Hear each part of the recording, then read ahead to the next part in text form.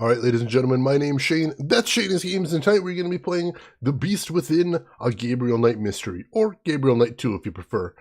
This won't be our first time playing, so if you want to see how we got to where we are tonight, look at my info below. You'll see a link to my YouTube channel where I archive all my streams, not just this game, but every game I've ever played live. So if you ever find yourself in the mood to see a game you played start to finish that might be a little unusual, obscure, or nostalgic, feel free to click over there, see what I got available, and throw me a subscribe if you were so inclined. But for tonight, let us get into the game. So a quick recap, we are playing author and new monster hunter Schattenjäger, Gabriel Knight, who is in Germany on his first monster hunting case, investigating possible werewolf slayings. Right now, his major lead is a spooky gentleman's club with some of the elite of Germany who are a little too into hunting and also really intense in general. And maybe they're trying to murder Gabriel, some of them. It's all very weird and very spooky, but that's probably his good lead. Meanwhile, his assistant Grace has joined him in Germany, although she's not with him right now, and is attempting to do some research to help him out, although he's kind of an idiot and hasn't been listening to it. So right now, we are starting Chapter 4. We've just taken control of Grace, and she's about to get a letter from Gabriel, and is going to be continuing with her research. Poor husband had to sit and listen on that one. That sounds like a good righteous rant. I appreciate a good righteous rant, though, Red.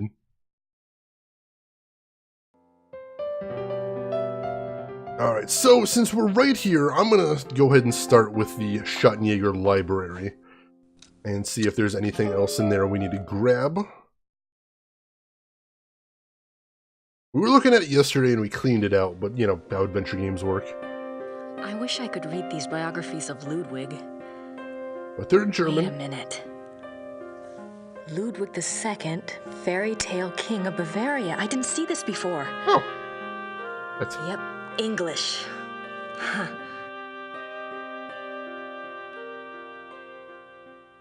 Was she just stroking the book longingly there? That was a little awkward. Alright, so yeah, just she's seeing stuff she hadn't seen before, so that's handy. Let's take a look at that real quick. Wow, that is a Photoshop job right there, my goodness.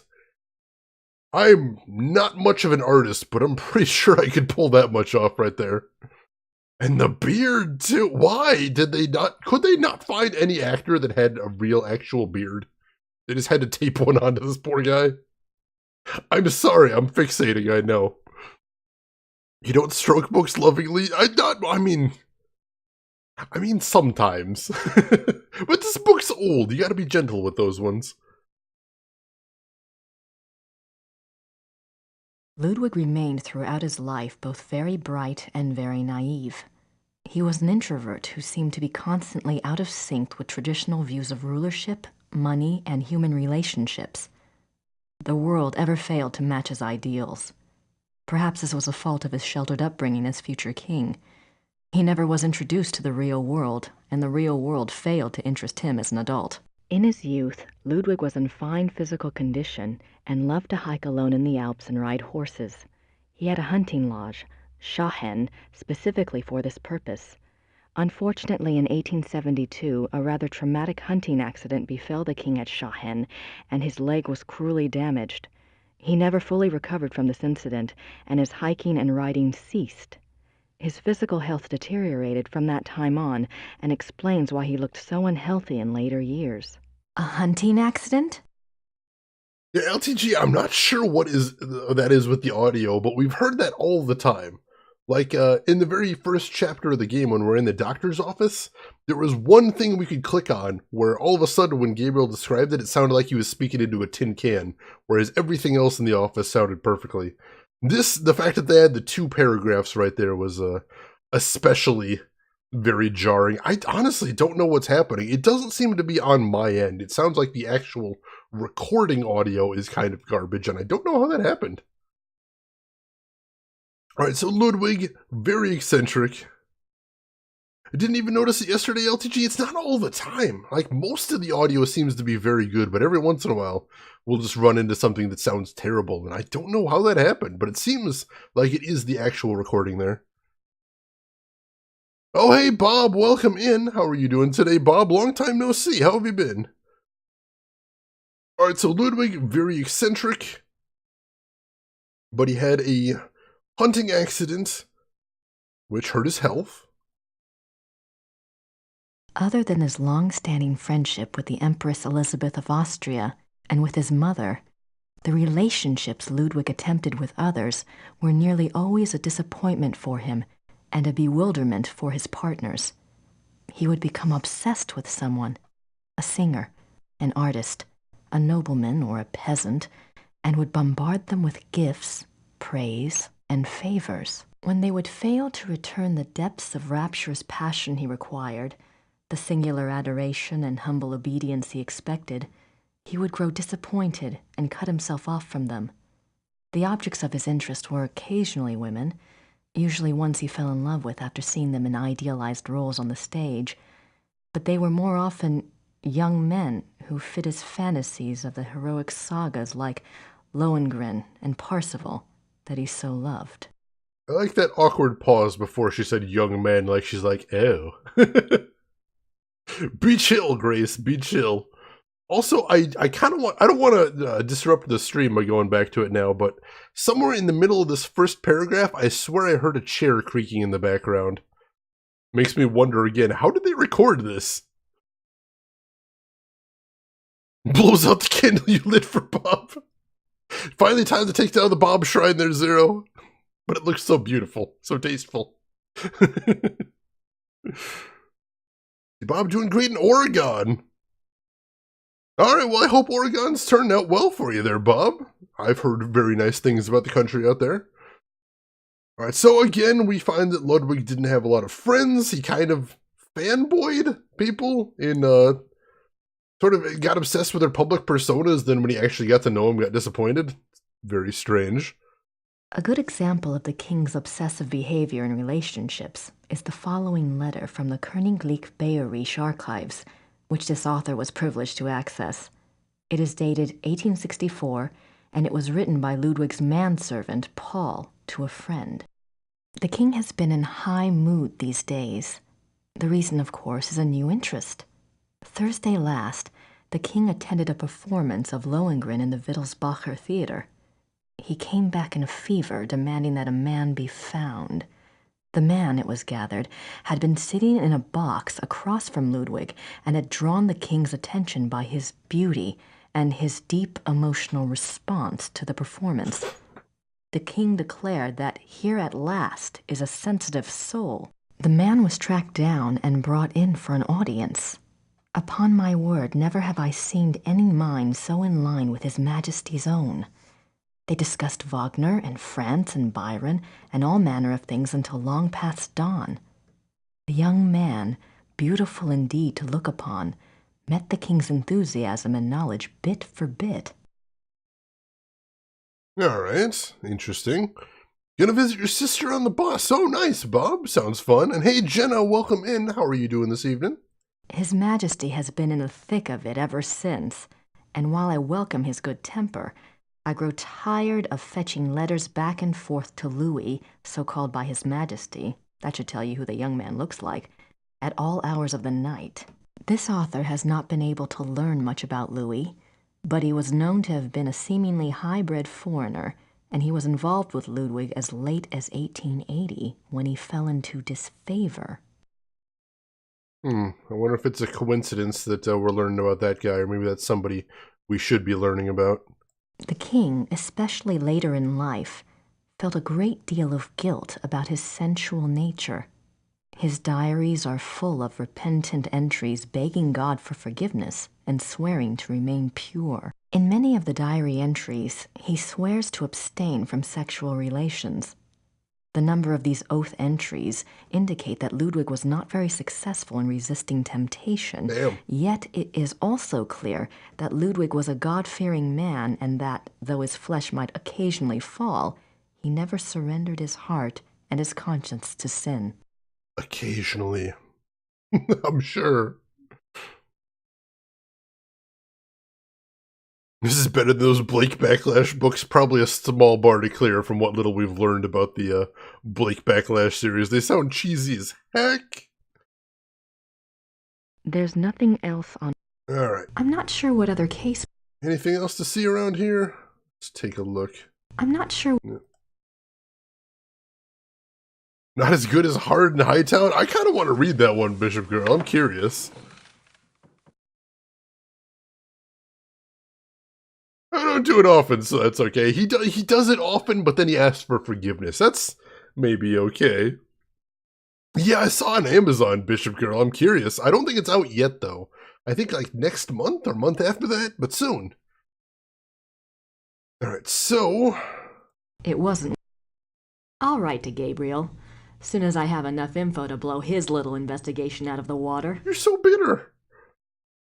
Who should I call? Alright, do we want to... Yeah, let's call her Professor back. And see if he got any of that information that Grace was asking for. Professor Barkley will call when he finds out something. Or we'll wait. Alright, so I think we're probably done here then. Shane is beautiful. Thank you, Bob. That's very kind of you. I just got a haircut too and trimmed my beard a little bit. I'm feeling good about that. How did Gabriel act when he saw Grace? He hasn't yet. Grace is still in Rittersburg and Gabriel's in Munich. But when Gabriel found out that Grace was in the country, he determined to find some way to send her away so he didn't have to run into her, because Gabriel's a douchebag. Is what we're learning right here. Unfortunately.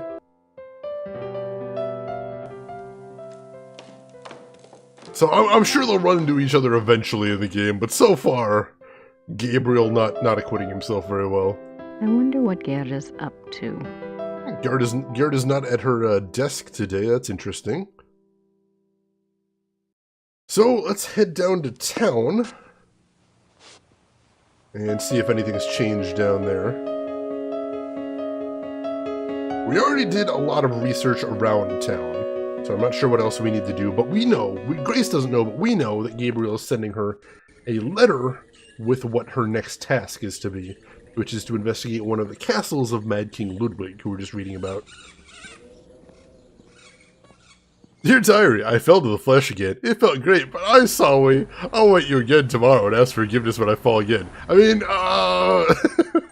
in a nutshell, hey Brad, that's basically what he's doing. This is the kind of guy that walks into a confessional and says, "Forgive me, Lord, for I have sinned," and just hears the booming voice go, "Again? For real?"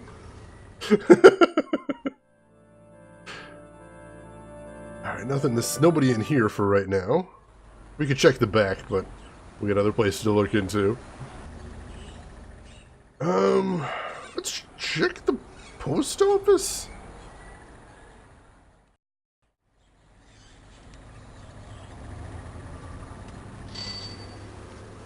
Do they have the package waiting? Guten Tag. Grüß Gott, Frau Nakimura. Ich habe etwas für Sie. Ah, they did.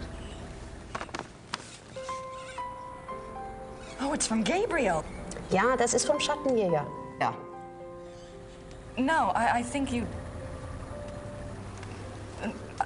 Gabriel is a working partner and... Never mind. Danke. Bitte, brauchen Sie noch etwas? Grace, I've seen passenger planes with less baggage than you. I'm just gonna throw that right out there. Alright, so let's open up the... We didn't actually get to see what the letter said. Oh, hey, Plushie, welcome in. How are you doing today, my friend? Hope all is well. Alright, so like I said, we didn't get to read this when Gabriel wrote it, so I'm curious what this has right here. She doesn't have issues, she has a subscription. I've never heard that one, but I like it. I want to steal that one. Gracie, you decided to come over. That's great. Guten Tag and all that. I'm sure you and Gertie are hitting it off. Ugh. Thanks for finding the werewolf book. I'm not sure what it all means, but it might be useful. About Ludwig II, you know, I think you might have something there. Ubergrau says there are 2 places you should check out. Ludwig had a castle called New Swan something, and there's a museum about him at Year in Chemistry. Something like that. I really think you should spend some time looking into it. It literally says here in chemistry. Gabriel is not good at German proper nouns, apparently. And you remember right there when he says, about Ludwig II, you know, I think you might be onto something there. Gabriel literally didn't read the file that she sent him about Ludwig II because he decided it was bullshit. Oh, he is unpleasant.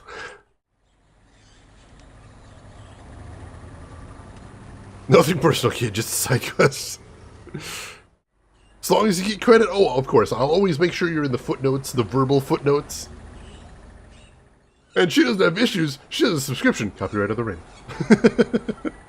I think that's how you do verbal footnotes. That sounds good. I don't snark for exposure. Oh, wait, yes, I do. Now, the next step, Rin, is you need to go into the t-shirt business. That's where the money is for snark. It is a shame, Jenna. It is a shame. Why do the pretty ones always have to be so dumb? She should. She needs to take over the whole Schottenjäger thing, Bishop. I think she'd just be better at it. Straight up. Don't worry. Things are going very smoothly this time around. I've tracked a suspect to a hunt club run by a man named Von Glauer. He seems okay, but I'm sure there's something going on with at least one of the others. Don't worry, though. I met a police detective named Lieber, so I have backup. I'll be finished soon. Sit tight and enjoy your visit till I get there. Gabriel. What does he think? I'm on vacation here? And no address. Thank you very much, Mr. Knight. And of course, once again, just a reminder, he says backup from the police detective. Lieber has threatened a couple of times to throw Gabriel in jail at this point, so no police backup. That's not a thing that's happening. Danke. Bitte. It is supposed to be. The Schottenjägers have all been from Gabriel's family line, the Ritter family, so unfortunately... I mean, that's the weird thing, is even though they're all from the family line, as far as I can tell, they don't get any, like, special powers or anything, so I'm not sure why it has to be the family line, but that's the way it's been. So we'll pop into the tavern. Oh no, it's those, oh god. It's those terrible monster hunter people that bumped into the castle. Oh, we're gonna have to talk to them. Talk to this guy first.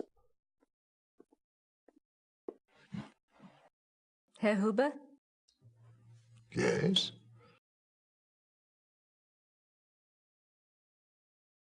She could drink his blood. I mean, I don't know that cannibalism is a good way to start your heroic career. That seems like a problem right there. Hey, Viltrikin, welcome in. You have missed very little. We're just starting out with Grace. She just got the letter from Gabriel telling her that she needs to check out Ludwig's castles, and that's about it. Vampirism, true, but would you get all of the powers from that, or would you need to go the full mile right there? That's my question. That's what I was thinking right there. Alright, so let's see what he's got to say about what Gabriel's been up to.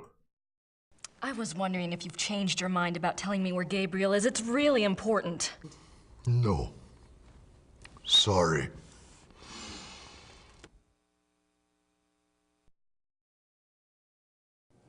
Thanks. Bitte? Gabriel's been putting off letting Grace know where he's actually at in Germany, so that's why she hasn't joined him yet. She would technically have the blood. I mean, if you want to get real technical. Alright. I'm gonna save. We'll call this Town Day 4. And then let's talk to the freaking nerds over here.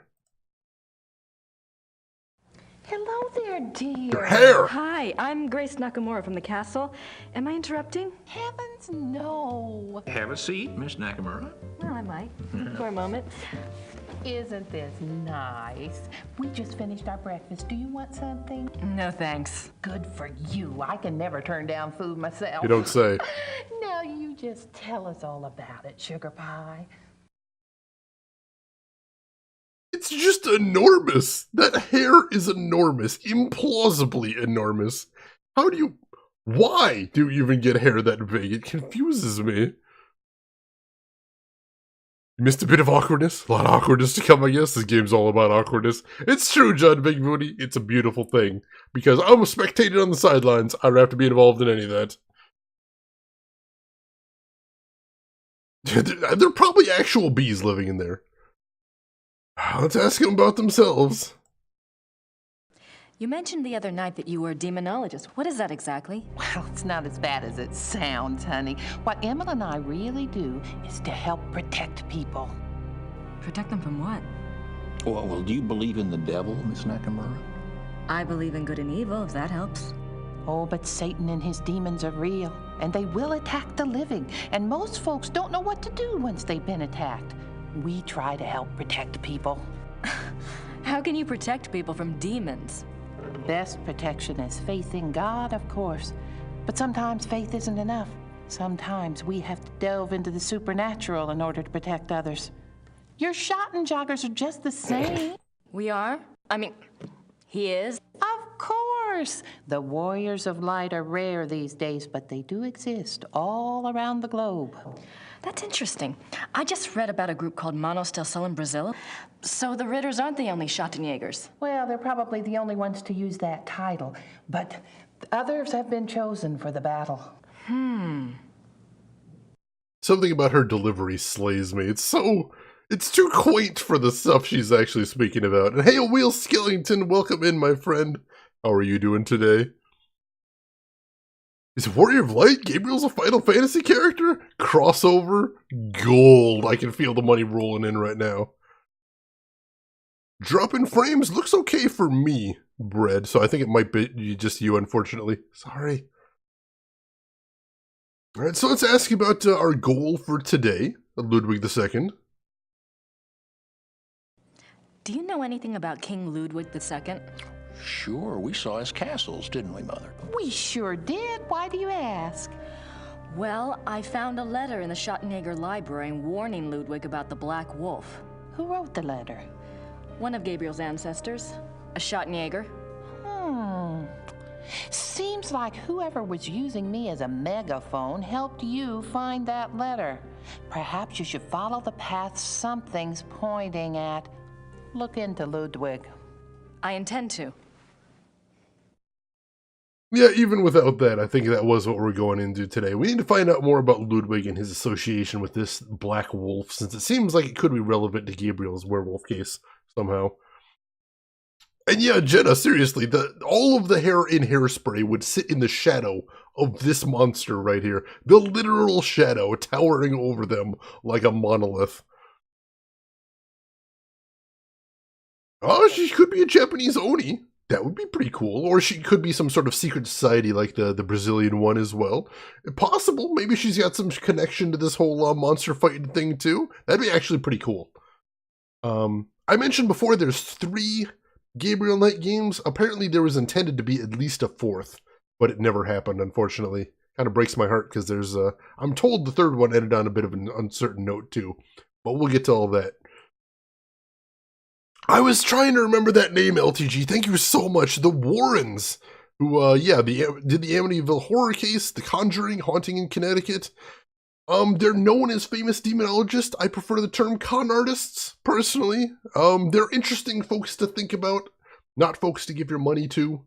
But yeah, they're very, very famous in the supernatural circles, which I used to be a bit of a supernatural nerd, just between you and me, chat. Produce the WSVU Animals Wheel. Let's see. I wonder why this one's the only FMV game. I think the first one wasn't an FMV game because they weren't a thing at the time. Then the second one was an FMV game because I think it came into fashion. And then by the time the 3rd game came around, they'd already fallen out of fashion, unfortunately. It was a very small period of time where FMVs were considered the hot new thing. And then the whole industry just sort of decided it was a technological dead end and abandoned them en masse. Kind of disappointing. Alright, good luck on your project, Viltrikin. Thank you for stopping by and enjoy your lurk. Oh, I love FMV games, Jenna. We're going to play as many of them as I can get my hands on this stream. I think they're really cool, and hopefully can make a comeback. Fingers crossed. The other night you said something about the Black Wolf. What did you mean? Where did you hear that name? I wasn't the one talking. I don't understand. Well, that's quite all right. The point is, it would be a very good idea to answer those questions, and we must work together to do so. Must we? Of course I'll help you, Pumpkin. I'd like to know myself, wouldn't I? It isn't every day one's taken over by a disembodied spirit, and I don't much care for it, thank you. You're not talking about a seance, are you? Oh, heavens no. Thank God. Himmel's right. I'm much better at tarot cards. I can read for you or for someone else if you prefer.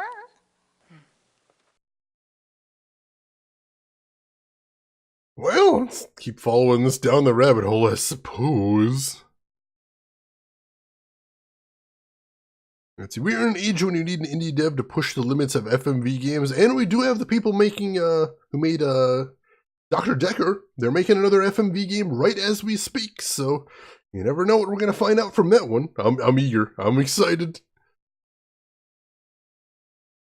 I think one of the big problems, Jenna, is, I was talking about this yesterday, but I'll mention it again. I think the problem with FMV games is they add a big logistical challenge.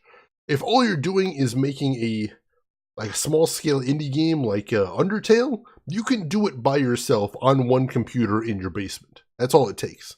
But when you're doing an FMV game, you need actors, you need catering, you need boom mic guys, you need audio mixers, you need video editors. It adds this gigantic layer of complication, and it's expensive complication as well, unless you've got a lot of friends to help you out. So that's why you don't see all these tiny indie developers jumping into that space, is because the barrier to entry is pretty high, I'd say.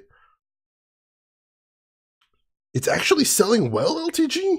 7th on the Switch? Oh, that's amazing! I was just disappointed because I got the badge for Dr. Decker on Steam yesterday, and it said it's my second rarest badge, and usually I sort of conflate how rare a badge is with how well the game's selling, so that was a little disappointing to me. Are you sure you don't know anything about the Black Wolf? I never did, dear. I told you. Really, you mustn't confuse the vessel with the voice. All I remember was seeing a very bright flash like lightning. Next thing I knew, Emil had me outside. Whatever it was very powerful. Very powerful. Here's an idea, an over-the-shoulder third-person FMV action game similar to Hydlide, but character action like God Hand. Oh my god. I'm not even sure how you'd go about doing that. Well, I guess it wouldn't hurt to do my tarot reading. Don't you worry now. I know what I'm doing. Don't believe it for a second.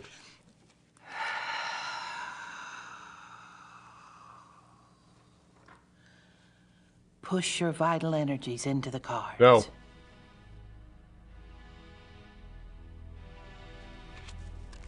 This is your soul card. That which applies to all of your lifetimes. All of them? It's the Empress. Oh, that's a good one. What's it mean? It means that your soul's journey is one of leadership. There's great strength here and intelligence. This card represents what you're like in this lifetime. It's the Chariot. Self-discipline, control. You need to feel you have a plan, that you're testing your abilities. The Chariot's very masculine. In combination with the Empress, it tells me that you're currently exploring your male side. You will seek out great achievement, but it does have its price. Doesn't sound anything like me. Yes, dear. The third card represents the other. You've pulled the Magician. My trap card. Who is he, dear?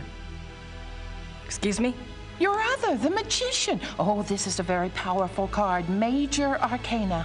My other? Everyone has an other. Let's see. I bet it's the Schottenjäger. What's his name? The Schottenjäger? Gabriel Knight. A name of power.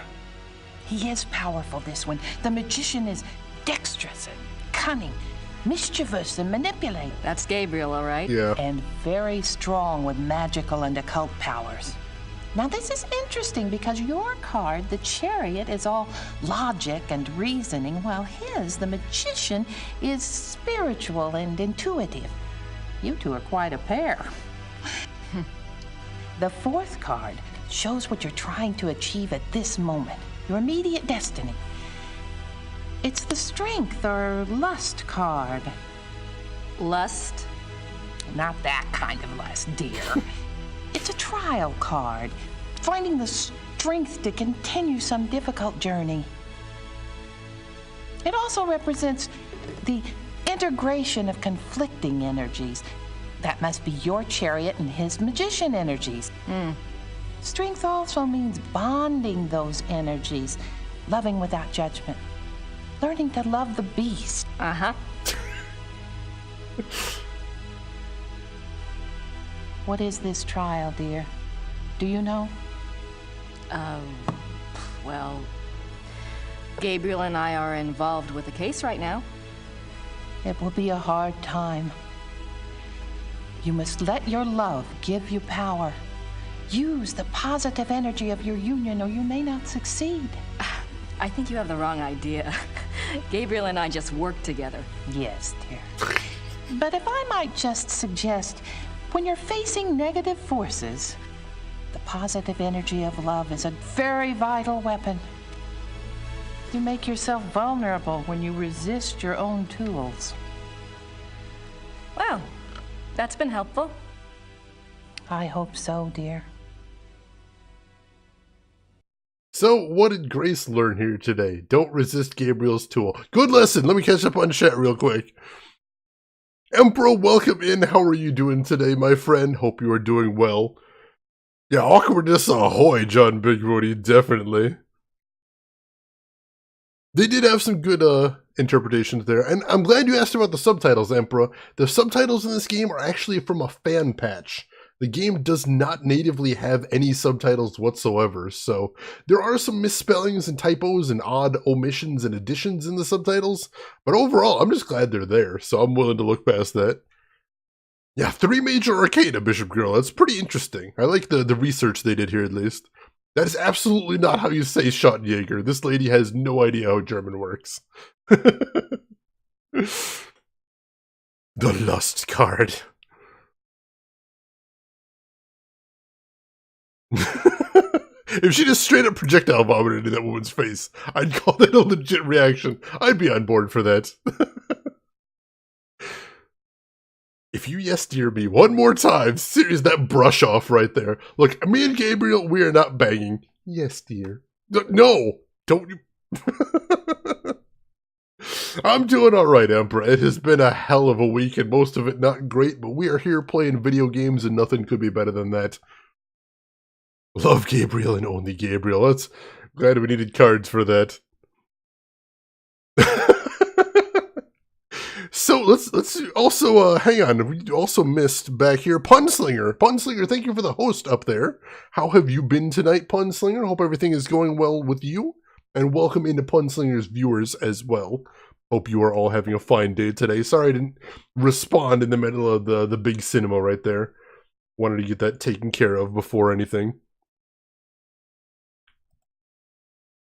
We're definitely, the cinemas seem to be getting longer the further we get into the game. So, it's good. It's interesting.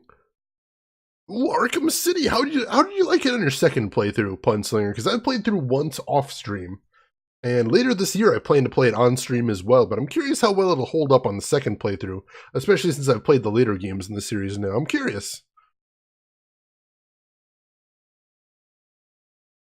Always fun beating up baddies with my rich man fists. I love that description, Punslinger. 10 out of 10.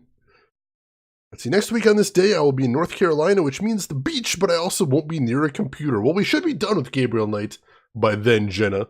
And plus, so you'll get the ending of Gabriel Knight, and you get the beach. That's the full package right there. I hope you enjoy it, by the way. Elena, congrats on the duel as well. All right, ladies and gentlemen, let's find Gabriel's tarot right here. Let's see where this is going. Maybe we should do a reading for Gabriel. Oh, let's! It's a little like spying on someone unawares, but what the heck? Yeah, what the heck? Am I thinking exactly?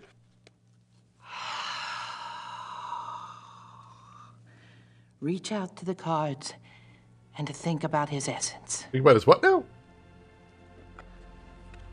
His soul card is the Magician. Yes, dear. It reflects your other exactly. Well, maybe, but I'd rather hold out for David Copperfield. Ooh. And his lifetime card? Oh, goodness. The Lovers. You mean the sole purpose of his life is in his pants? Doesn't surprise me. It's not what you think, dear. It's a duality card. As a lifetime card, it refers to Gabriel's own duality. good versus evil, physical pleasure versus spiritual growth, that kind of thing. His challenge is to integrate the conflicting parts of himself. Until he does, he'll never find peace.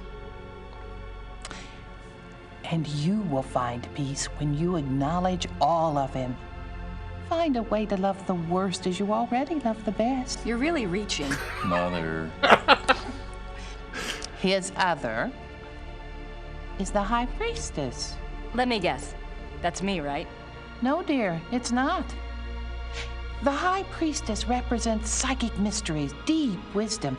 This is a very different energy from your earthy one. That's odd. This must be our connection. To the voice, dear! Someone is trying to communicate with Gabriel. This force is represented by the High Priestess. That's not much help. What about the Black Wolf? But it is a help, dear. The High Priestess is a spiritual guide card if ever there was one. The message must have been a warning.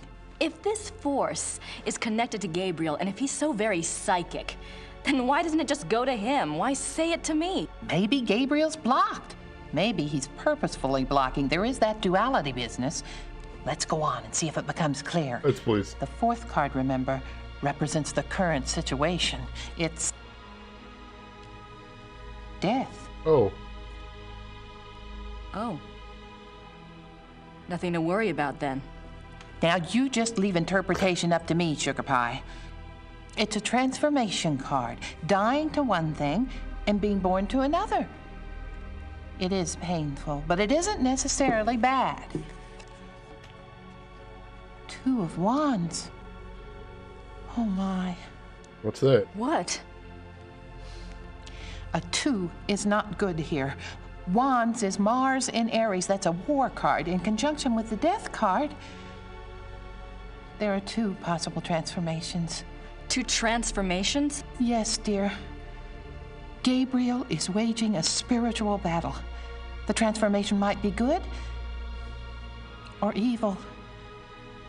That must be the purpose of the High Priestess. She's trying to guide him. So you think he really might be in danger? Oh, yes, dear. Gabriel's very essence is at stake. If he takes the wrong path with his powers, Emma and I will stay in town. You must let me know if anything else happens that we can read for clues. Let the Force use you. Force what now?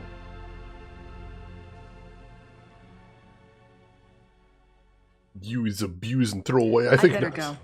Anytime you need us, stop by. And be careful now. Thanks. Grace is Jedi confirmed. I knew it! I called it all along. Catch up on chat one more time.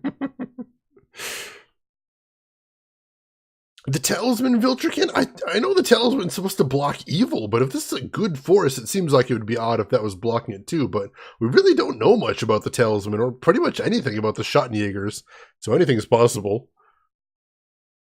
Yeah, Death is not a bad card. It's about ending, as I know that much. First non-major arcana. I'm glad you're enjoying this, Bishop Girl. And yeah, I know about the blood type horoscope. I was always curious as a kid why all those like fighting games mentioned blood types in there. But that's why, because supposedly your personality can be inferred from your blood type. I think that's sort of an interesting thing there. The Force. Oh, it's her Jedi robe right there. Is it weird like that, woman? Nothing is that weird, Jenna. Nothing is that weird. That was actually a pretty cool scene. I expected that to be really cringy and awkward, but that was kind of interesting, actually. Go figure. Alright, so let's see if we can check in on the mayor, see if we can get anything else new from him. I don't know that we have anything to ask him right now, but, you know, adventure games. Guess they're closed. How convenient. Alright, was there anything else we needed to do in this part of town? I don't think so. Gerda's being a real pig about those car keys. Language. Goodness. I wonder what Gerda's up to. Seriously, where is she? Weird that we haven't run into her at all yet today.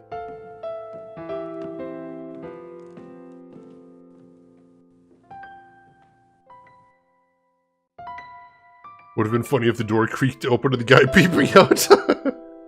Is she gone? The lady that wants me to translate every little thing and dig through centuries-old paperwork?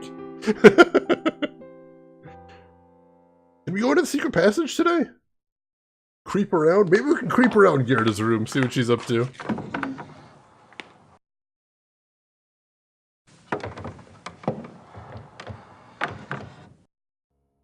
I don't want to go back into Gerda's bedroom. She might catch me in there. Good point. Anything new to see How outside? convenient. The castle. No, it doesn't look like it. Alright, so nothing left to do in the castle right now, it doesn't look like. Go ahead and head out of here. Must be something else to do in the town then. Yeah, I think so. Looking around real quick to see if there's anything else. No, I think we're good. Alright. I wonder. Nothing else to see in here though? Guess not. Alright. I thought Gabriel said this. I thought. Yeah, alright. We're good.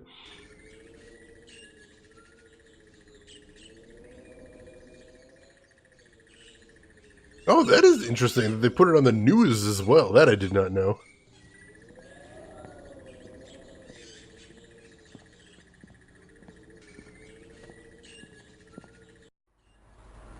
That is an interesting theory, Elena. I'm going to have to think about that one some more. Sentence was atrocious. Yeah, I got the basic idea. That's an interesting one. I never even thought about that. I just sort of wrote the whole idea of, Oh, hey, Gerda. Gerda's here. I wonder what she's up to. No, she's mourning. Can you not see that, Grace?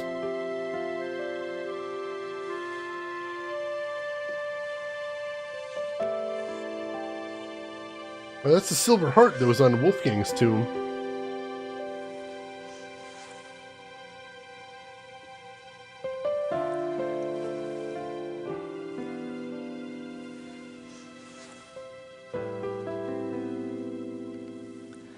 Oh my god. Gerda was in love with Wolfgang. Oh, Grace, you idiot. I think you please apologize, Grace. Boy, do I feel stupid or what. Apologize!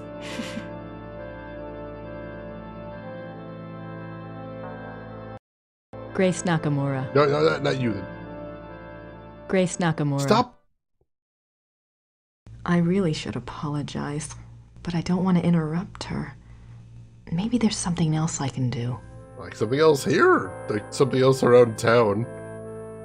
Let's do something else around town. It's like Netflix, but you don't get to choose what you watch. I would imagine there's got to be some kids that actually believe TV is like that. It's a good way to think of it, though. Oh, you do a podcast? What for what TV show, if you don't mind my asking, Bishop Girl? I'm curious. Yeah, that's what I was thinking, Jenna. I thought Wolfgang was like 20 years her senior, so that would have been a bit odd if she was in love with him. But easily could have been like a father to her or something like that. Oh no, it's another hintless puzzle. All right.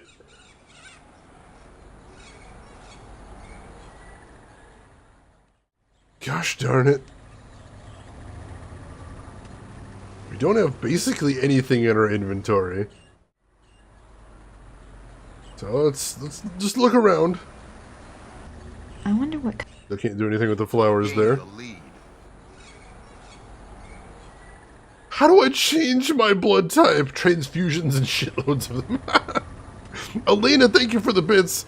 Just cheer her up by killing her so she can be one with Wolfgang. No murder! We're not doing the murder. But I appreciate the bits. Oh, Gotham, nice!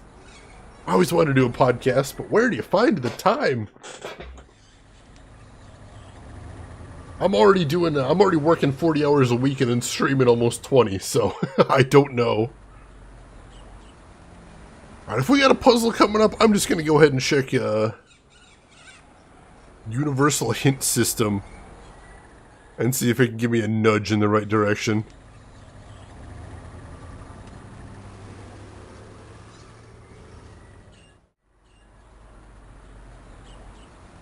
Oh no, seriously? I was kind of on the right track, but I think I know what we need to do now. We're not doing murder. Say it's poor dwarven merchant from Dusttown. That was Dusttown. Now we're in Germany and we're not murdering anybody. It's all I'm saying. Jenny would love to do a podcast, especially over video games or TV shows I love. There's some really easy software out there these days to do podcasting with.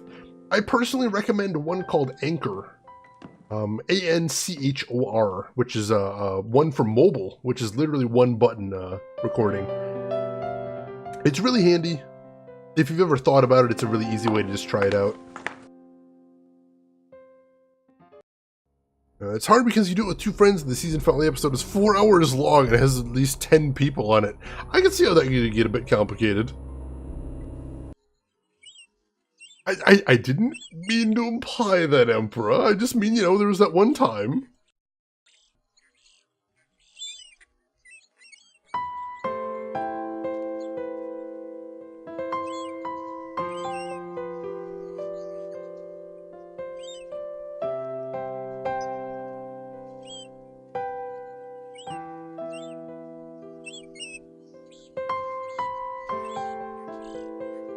Sure, just tear off the castle decor, why don't you?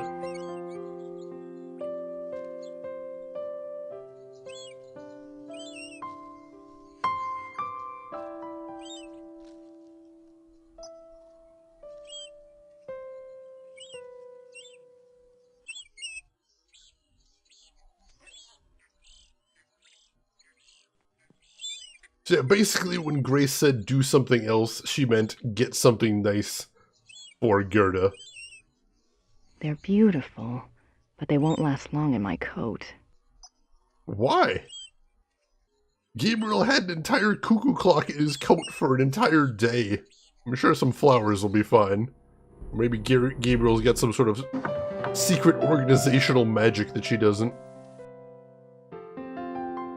Audacity's a nice simple one, definitely. Although it's definitely not, there's definitely a learning curve in Audacity. That did happen accidentally in Dragon Age Origins, Bishop Girl. Very accidentally. History has shown that murder, even wholesale slaughter, solves problems. Does it? Wasn't it the other thing? The not murdering people? When are we going to get a forced romance? I feel like it's coming, Bishop Girl. I really do.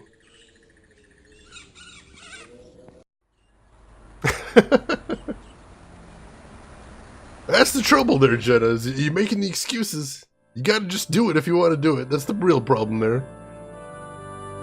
What about Van Clora's needs? Which I assume are massive.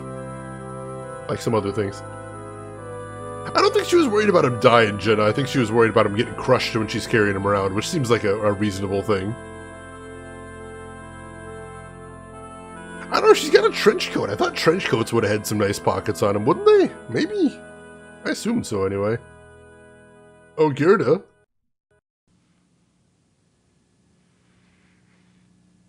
Gerda, I got you some sorry I was an absolute bitch presents.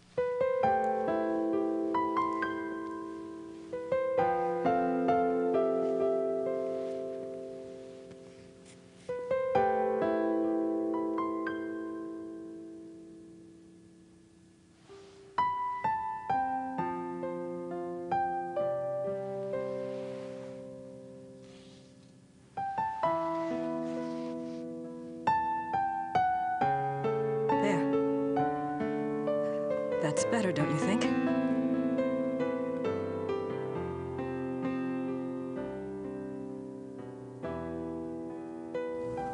I'm so sorry. I was an idiot. Correct. Gabriel and I, we never... I know. It's my fault. Correct. It's Gabriel's fault. He never tells Incorrect. me anything. I don't know why he didn't want me on this case. Maybe he just... Don't even try to make excuses for him. Still, he's up to his neck in it, I think. Will you help me out with something? Of course. I have to do some research on Ludwig. I want to go see some of his castles. Take Gabriel's car. There's a map of southern Bavaria in the car. Ludwig's castles are all marked. Thanks. Good luck.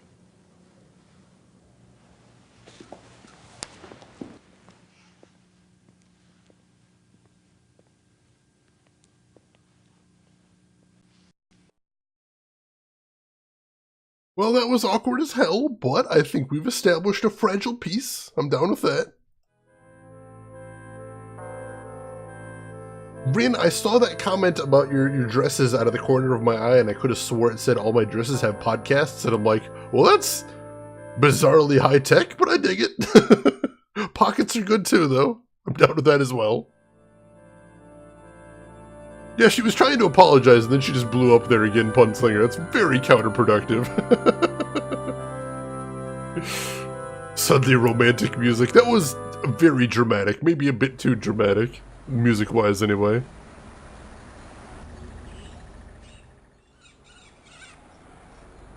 That was a small good luck. Maybe not an elaborate good luck. But, you know, it's a small piece. We gotta start somewhere. You build the foundation, and then you go from there. I needed them to kiss. We gotta work up to that as well, Bishop Girl. All things in time. Only 2 of my dresses have podcasts. That's still pretty intense.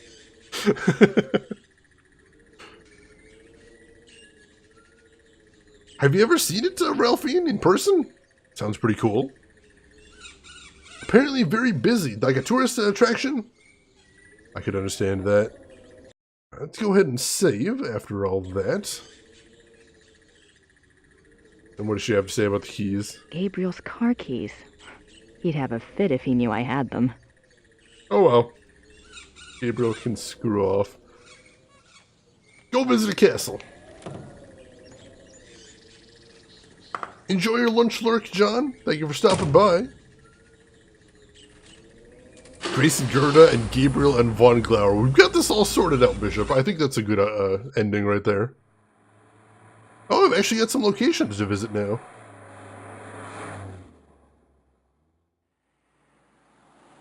You remember that location, the blinking one right there, is the one that Gabriel described as here in chemistry. That was the best way he could remember that name right there. Shane is sightseeing. No, we're working a case. We're off to here in chemistry. Gabriel. There's actually a concierge lady. That's handy. Have a little look around first. I can't see the displays until I've gotten past the counter. I don't know why not, but sure. Whatever, let's go to the counter.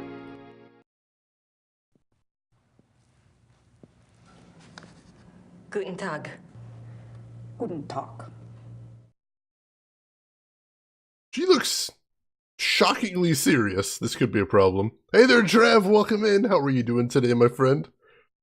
Working a case involving sightseeing? Alright, yeah, we can probably do both.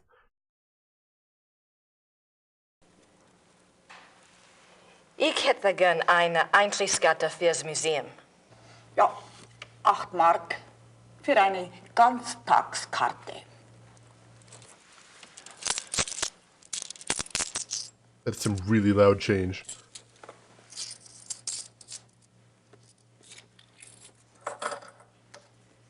So, Danke. bitte. What is this lady's problem? What is everyone in this game's problem? Seriously. Gluten Tag. That's what happens when you buy bread. That's what comes on it, a gluten tag, right? Perfect ending. Grace becomes a hunter and has to hunt down Gabriel because he is now werewolf. As the werewolf breathes his last breath, he says something about woodpecking in a terrible caged accident and collapses, dead. Grace then returns to the castle where she has a polyamorous relationship with Monglauer and Gerda, and they all live happily ever after. Elena, you're making me want to uninstall the game right now because that is more perfect than anything that'll actually happen. Finally speaking a great language here. You might be a little biased there, Drav, but yeah, we got a lot of German in here. Grace stopped being an ugly American. I didn't even think she was doing anything too rude. Did you notice the lady counted her change twice? Like she thought Grace was gonna sniff her there, because I noticed that. Stream delay seems very high today. Bitrate seems fine on my end. I'm not sure what's going on. Alright, now let's look at these displays. There's a lot here. July 3rd, 1863. Elizabeth, you can have no idea, dear cousin, how happy you made me. The hours recently passed with you in the railway carriage I consider among the happiest in my life. Never will their memory fade. You gave me permission to visit you at Ischl. If the time comes for this ardent hope to be fulfilled, I shall be of all men upon earth the most blessed. The feelings of sincere love and reverence and faithful attachment to you, which I cherished in my heart even as a boy, makes me imagine heaven upon earth, and will be extinguished by death alone. I beg you with all my heart to forgive the contents of this letter, but I could not help myself. Ludwig. Alright. And Jenna, no, we haven't seen Gabriel at all today. When we last left Gabriel last stream, he was scheduled to go on a hunt with the entire lodge tomorrow, which is, you know, as far as I'm concerned, going into enemy territory. So this could be super dangerous and maybe involves Gabriel getting shot. So, we'll see. I'm a little concerned. Oh, I was wondering, I'm like, why is this letter in English? Oh, so they've got the letter, the original letter right there, and then they've got the English translation below. That is handy. I like that a lot. The blah blah blah. He was very talkative yesterday. It's true.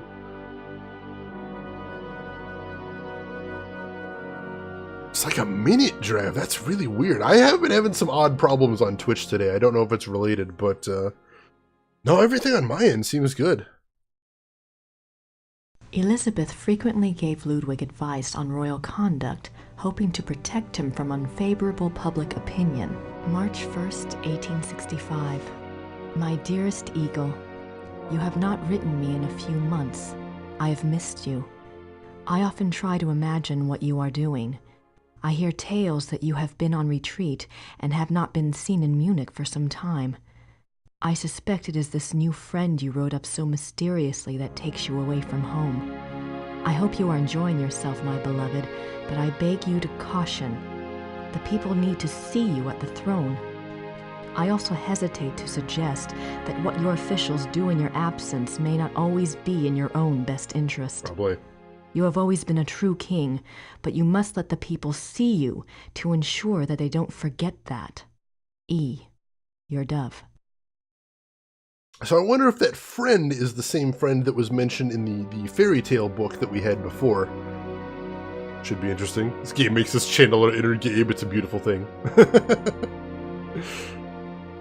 Game is a good matchmaker. I'm loving it. Alright.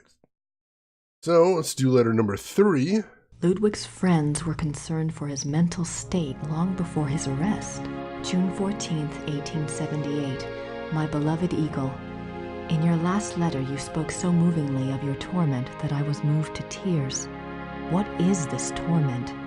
Why won't you confess to me what is truly troubling you? You must know that I would never despise you, no matter how horrible you believe your sins to be. Please do not write such barbs to my heart by even suggesting such things. If you do not wish to confess to me, at least tell me how I can aid you. I am always your true one. Your dove. Alright, so apparently Ludwig was talking about being tormented by something, but he wouldn't say what. That's interesting. Oh, restarting Twitch fixed it, Drav? Good to hear. Good to hear. Alright, last letter here. In this letter, dated November 1886, Elizabeth of Austria thanks Bishop Frank for his assistance in helping her fulfill Ludwig's last wishes.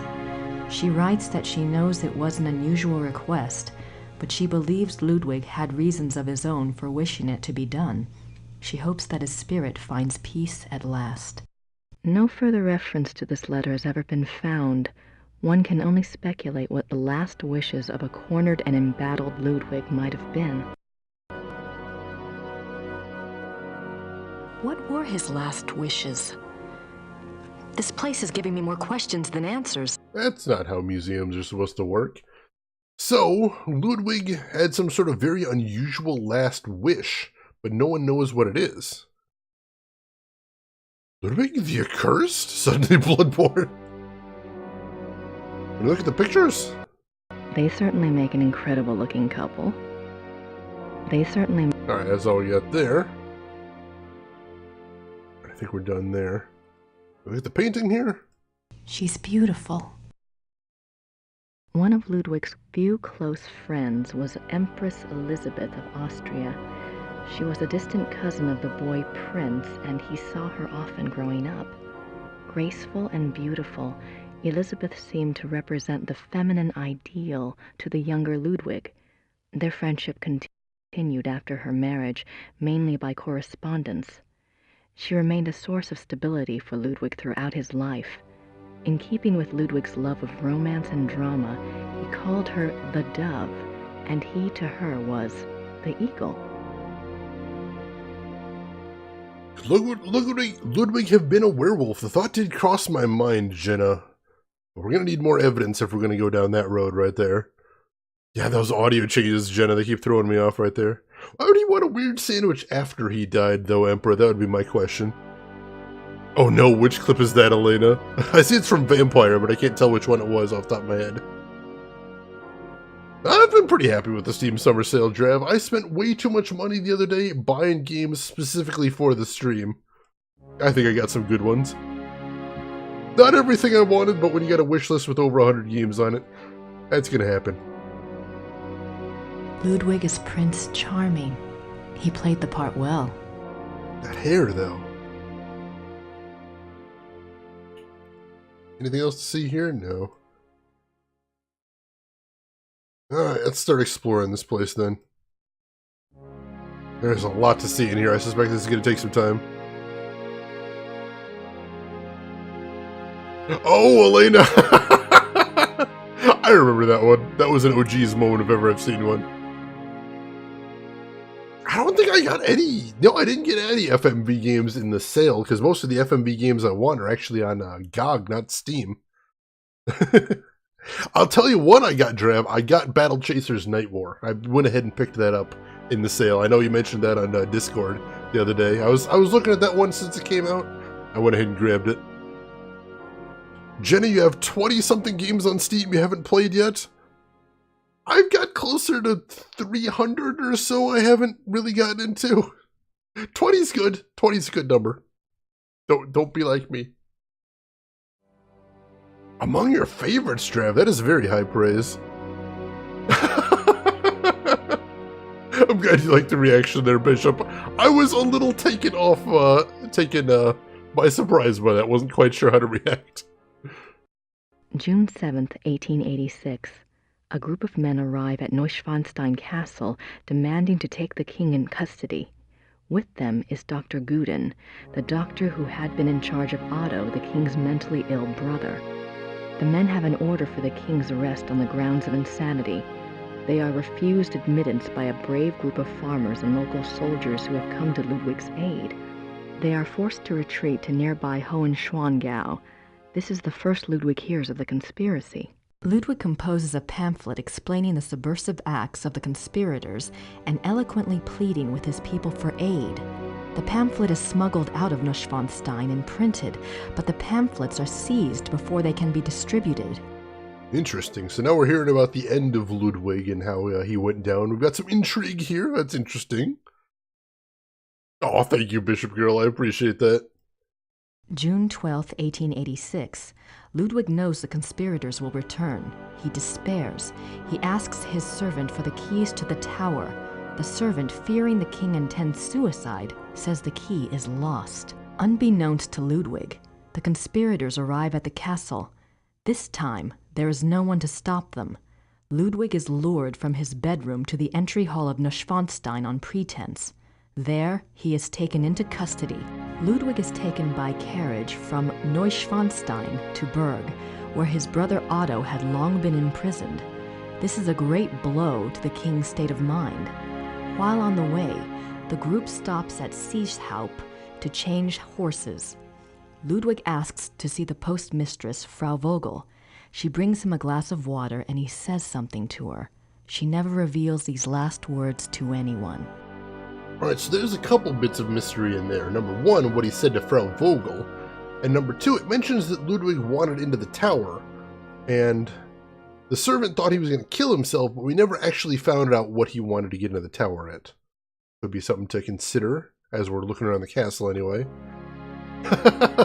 Hope you liked that one, Jenna. That was a weird moment. June 13, 1886. At Berg, Ludwig seems cooperative and coherent. Dr. Guden writes to the government that he has Ludwig well under control. The two men go out for a walk, and Dr. Guden is so confident he dismisses the guards. When Ludwig and the doctor do not return after several hours, a search is undertaken. The bodies of the two men are found in the lake, drowned. Circumstances unknown. That's grisly. June 18, 1886. Ludwig's funeral procession marches through the streets of Munich, followed by enormous crowds of mourners. The service is held at a packed St. Michael's church. Lightning strikes the church during the service, but no one is harmed. Ludwig's body is entombed in the Wittelsbach crypt at St. Michael's. His heart is placed in an urn in the pilgrimage chapel at Altötting in the Wittelsbach tradition. The urn is shown to the right. His heart is in an urn. How bizarre. Yeah, that's really weird. Why did they arrest him? Apparently there was a conspiracy against him, Jenna, that claimed he was mentally unstable, because apparently he was acting weird in his later years. So they had someone declare him legally insane and they took him into custody. I have no idea what that says. Looks old, though. I think that's the same newspaper that was at the tavern, actually.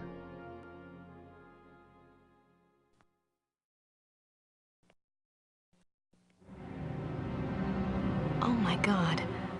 That's the slave from my dream. Oh yeah. That's spooky. Maybe Mrs. Smith will know what my dream meant. I have to ask someone.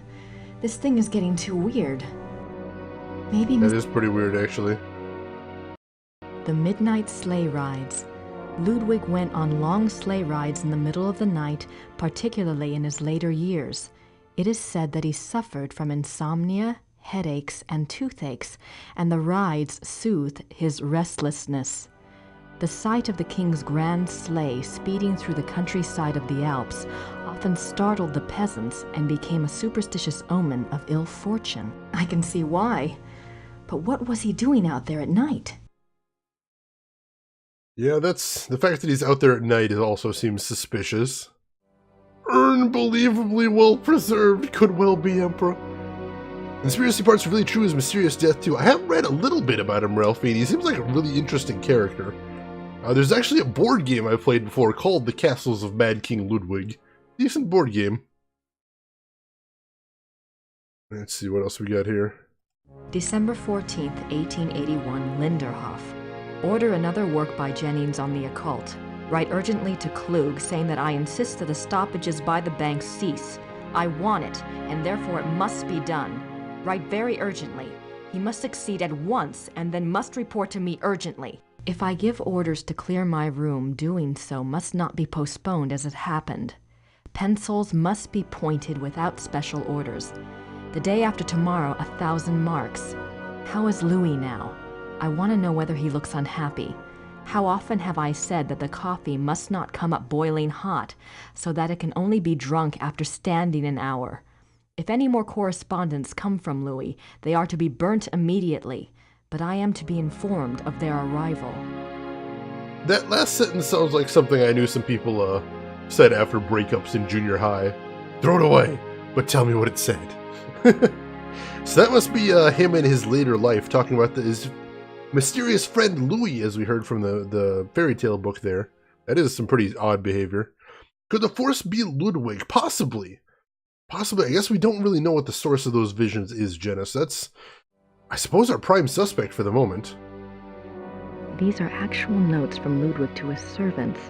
They go far in showing the king's state of mind.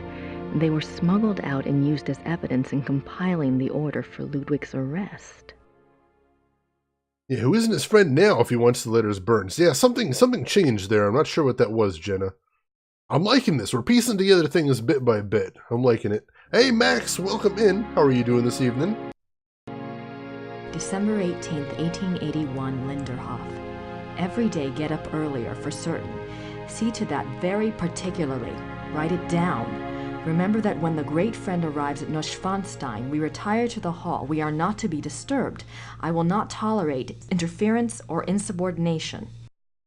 The great friend. That's an odd turn of phrase right there. Doing fantastic. Good to hear. Max, I've had a very long week, but playing video games is the best rest I could possibly ask for. I'm enjoying it. Ludwig's death mask. Wow. Grisly, but interesting. Also, the death mask honestly looks a lot more handsome than the actor they've got playing Ludwig. If I do say so myself. Is there anything else to see here? A small museum. We'll see if we can talk to her again. Although she seemed awfully not a fan of us last time. Guten Tag. Guten Tag. Seriously, that face just says, fuck off. Ist das die Ludwig Museum? Ja, ja. Ludwig der Zweite von Bayern. What is she so angry about? Have I offended somehow? I don't understand. Alright, I think we've seen everything there is to see here. I was hoping we'd actually get to explore the castle. But, no, I guess not. So let's go ahead and save here. We'll call this one Museum Day 4. She doesn't seem like one, Ralphie, and that is for sure. It's not all the German characters have been like that. Really just her, basically. Although that one constable in the police office was a bit of a jerk, too.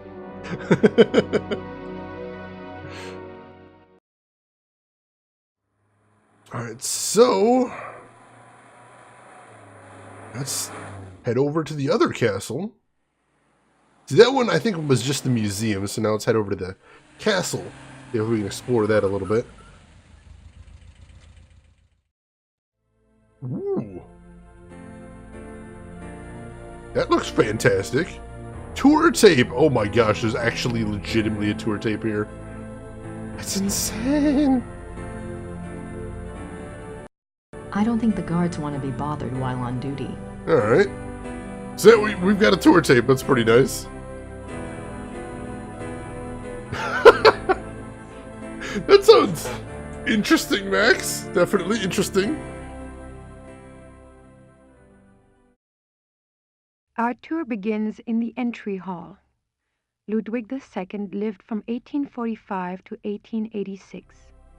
He assumed the Bavarian throne at the age of 18 when his father died. Ludwig's passion was building castles. He built 3 during his lifetime: Linderhof, Herrenchiemsee, and Neuschwanstein. Plans for a 4th castle, Falkenstein, were underway when he died.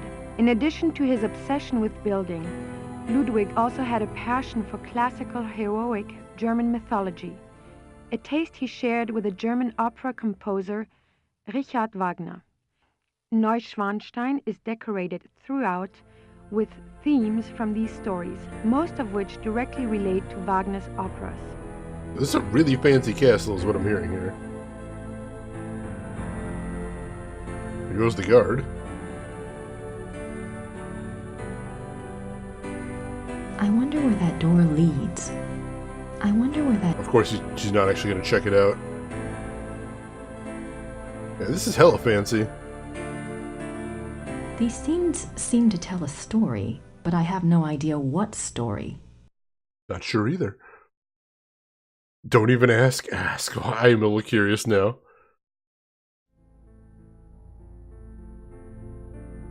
Yeah, I know. I talked to at least one person, Shira, who's a German speaker, and he said he thought the German sounded a bit unnatural. I think it was Shira. Apologize if it wasn't. The paintings in this room are from the Siegfried saga. Oh, simple enough. These scenes seem to... The paint... Alright, how about the door? Is there anything on the tape about that? The closed door leads to the tower, which is not part of the tour. The king was making his way to this very door when he was arrested in 1886. German speaker, I said. I was in the ballpark. So again, I think it is important somehow, that door right there. Why was the king going to the tower at the time of his arrest? I know the servant thought that he was going to attempt suicide, but I think there was something in there that he wanted. I'm just not sure what it was.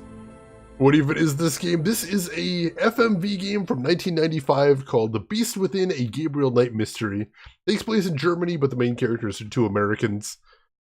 I'm in love with it right now, but then again, I love the cheese that is FMV. Alright, let's head to the next area. You are now standing in the king's bedroom.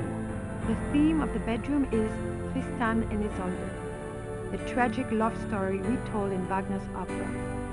The opera was given its first performance in Munich in 1865, and a 20-year-old Ludwig attended. This is probably the most elaborate and expensive bedroom ever created. It took 14 woodcarvers 4.5 years to create this room. Damn. It was this kind of extravagance that bankrupted the king. Oops. In the years before his death, he found it increasingly difficult to find money from any source. That is a heck of a bedroom right there, then.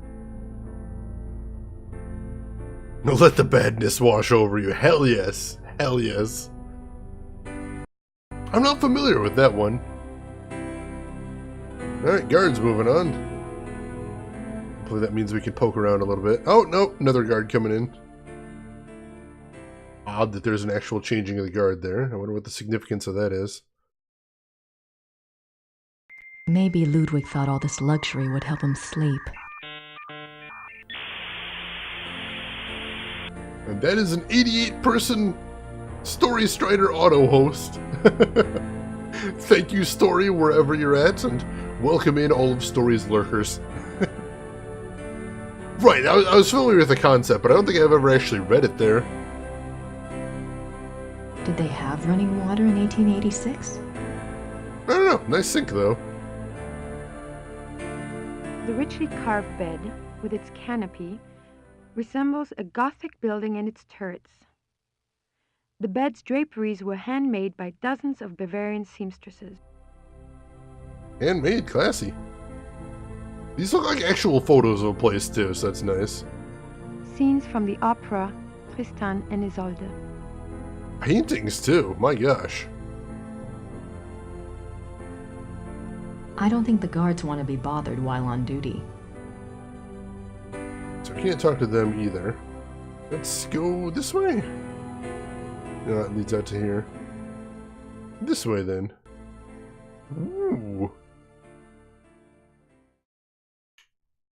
Project Done's chucking a screenshot in Discord when it's daytime. In-game. Alright, good deal. This is Ludwig's private chapel. The king was a devout Catholic, as were all of the Wittelsbacher rulers. They supported the Roman Church even when other European countries were dominated by Protestantism. Alright. It's a beautiful crucifix. Ivory and gold. That's pretty lavish. The Black Madonna of Altadine. I wonder what her story is all about. Unfortunately, the tour tape seems to have vanished on us, so I don't know. There we go. The stained glass window depicts St. Louis receiving the last sacraments. St. Louis, I assume no connection to Ludwig's friend Louis, but you never know. A king saint? I wonder if Ludwig pictured himself that way. Or maybe he just wanted to be that way. The paintings above the altar depict St. Louis surrounded by the seraphim. An interesting side note.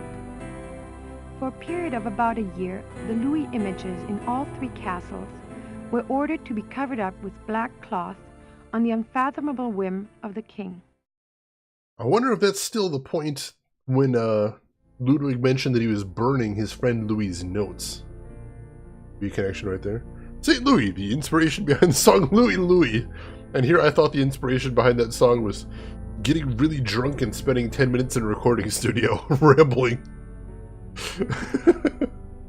That song is pretty incomprehensible, though. Alright. That everything to see here? No, it's through this door. Ooh, what is this? This is the king's living room.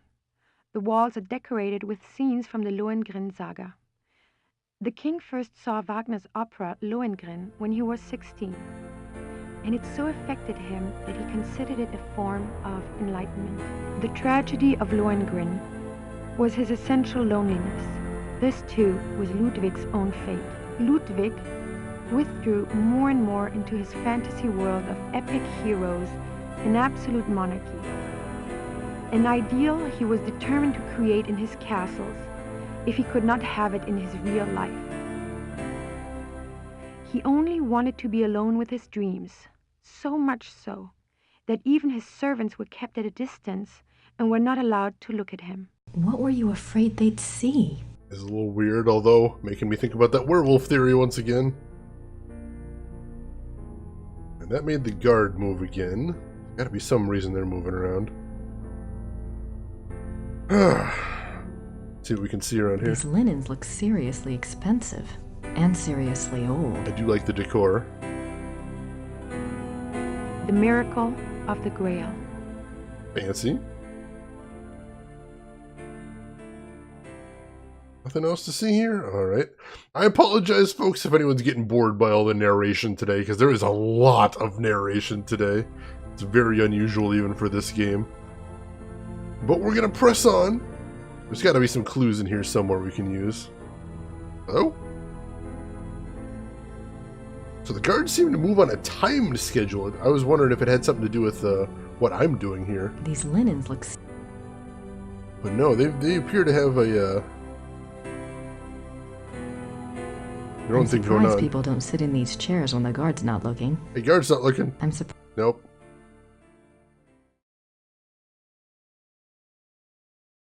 Why can I look at the chair, but, dang it.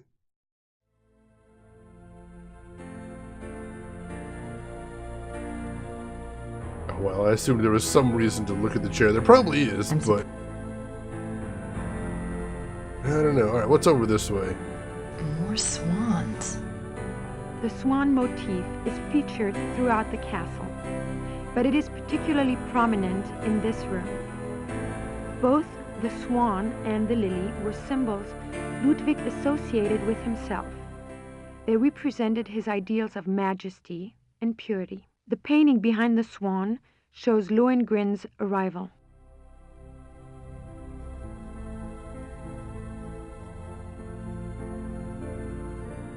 I did not know that, Elena. That is fascinating. Definitely does explain some things. It's for charity, Emperor. I love it. Gabriel did have a dream about some sort of bird. Could be relevant here. Anything else to look at? I don't think so. Let's keep walking. Hey, what is this? This is a reproduction of the grotto from the Tannhäuser saga. In such places, Ludwig could pretend he was one of his beloved mythic heroes. As the grotto personifies, the castles were solitary playgrounds built for Ludwig alone. He believed the masses were too coarse to appreciate fine art, and he seldom entertained guests. In fact, Ludwig had a standing order that upon his death, the castles were to be destroyed. Fortunately, The estate was in such debt that the castles were opened for paying tours only weeks after Ludwig's death. They haven't closed since. It is one of the great ironies of Ludwig's story that the castles that he was thought insane for building are now considered Bavaria's finest treasures. They have paid for their construction many times over. Artists are never appreciated in their time. I sort of heard the name Richard Berry Jr. somewhere before, Elena. I can't place it, though. I can almost picture Ludwig in here. I wonder what he really dreamt about in this room. So Ludwig had an entire room recreated, based around recreating a scene from one of those plays. So Ludwig was a LARPer. I'm starting to get a picture of this here now. Wow, this is a really big castle. Oh, yeah, I probably was thinking of Chuck Berry. I just heard Berry and that era, and that got me going. This is the king's study.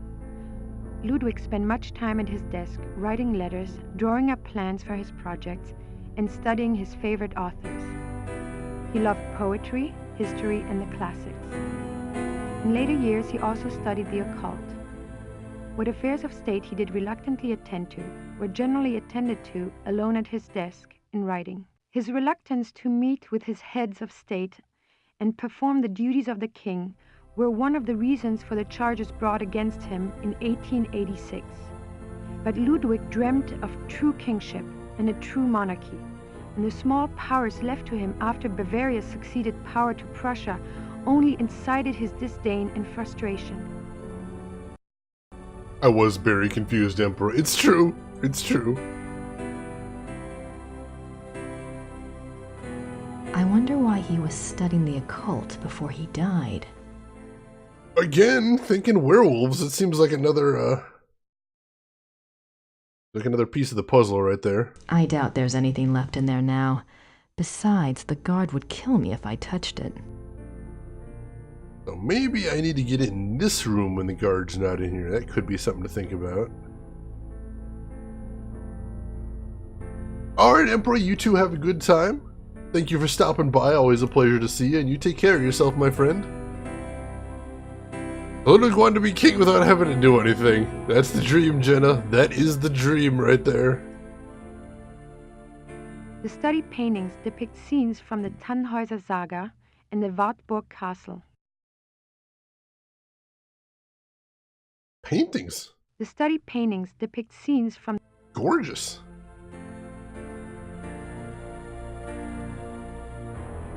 I think that's all the scene here now.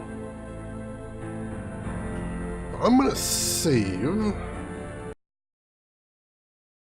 Save over this one. I wonder if we can get the guard out of the room. Oh, hey, this is a room. The room I intended to be in.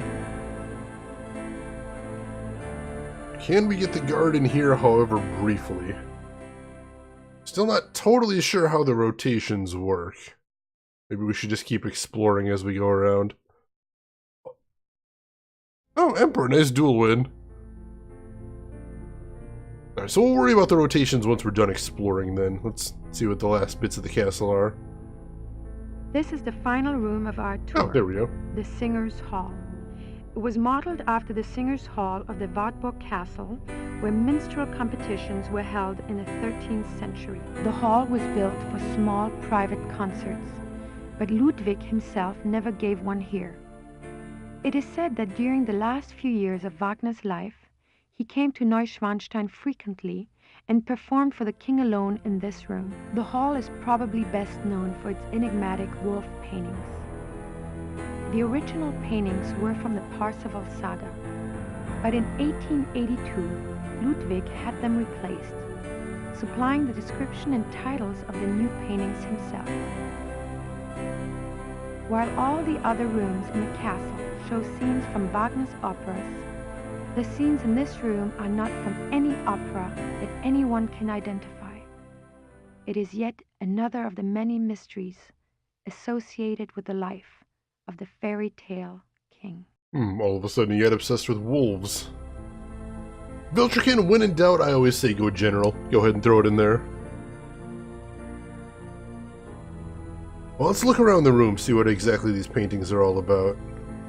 Engelhard courts Hildegunde. Engelhard and the blacksmith. There must be a story behind these wolf paintings. But what story? Yeah, that is the question. Now, what else is there to see in here? Huh. That's weird. I have a cursor for the chandeliers, but it doesn't let me click on them. The hunters track down Engelhard and Hildegunde. So is that the only wolf painting in here? It seems like it. So where does this go? Oh no, there's more to the room. Hildegunde's imprisonment. The wedding feast of Hildegunde and the Baron. The death of Engelhard. There's another wolf. Nice view of the Alps. Nice, that is spectacular. Ludwig's childhood castle, Hohenschwangau, is visible from the lookout in the Singers' Hall. You know you've made it in life where you can see one of your castles from the window of the other castle.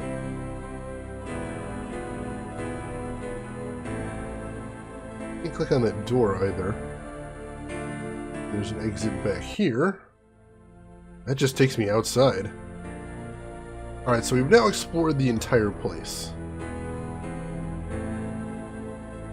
So what I'm thinking is what we need to do is get into one of these rooms when there's no guard in there and see if we can explore around a little bit.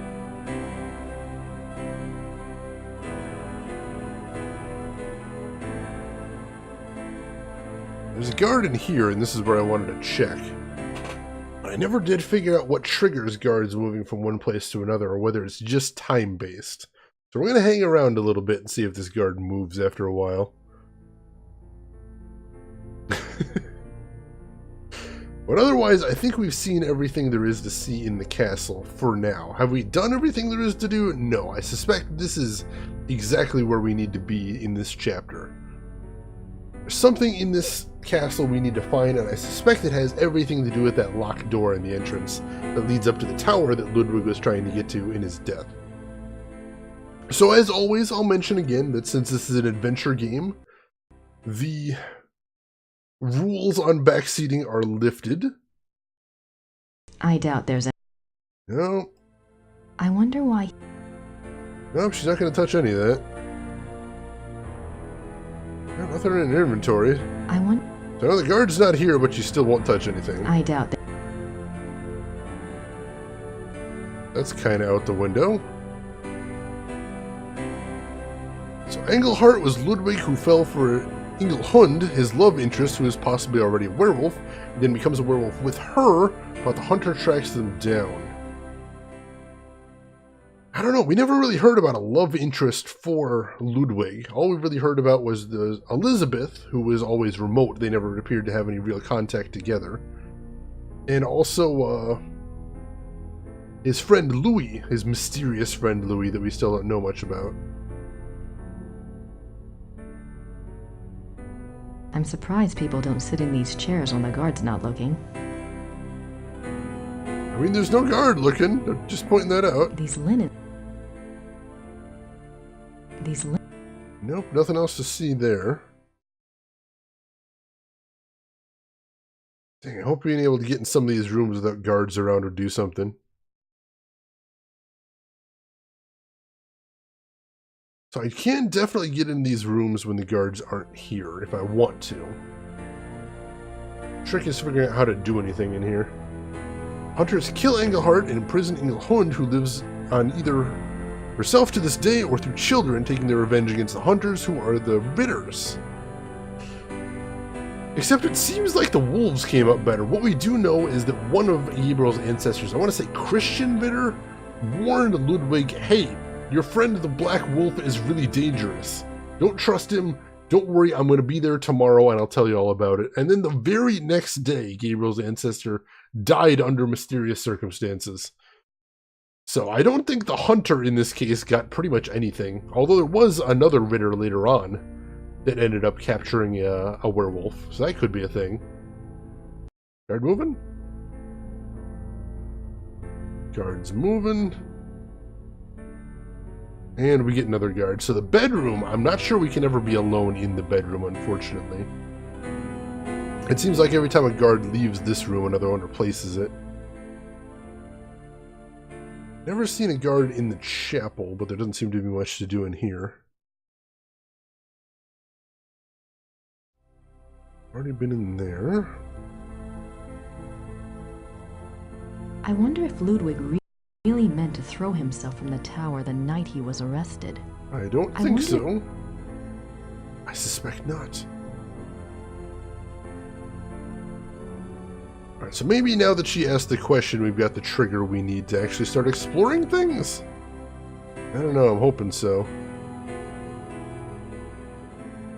We need something to happen differently now, I think. Oh, there goes the guard.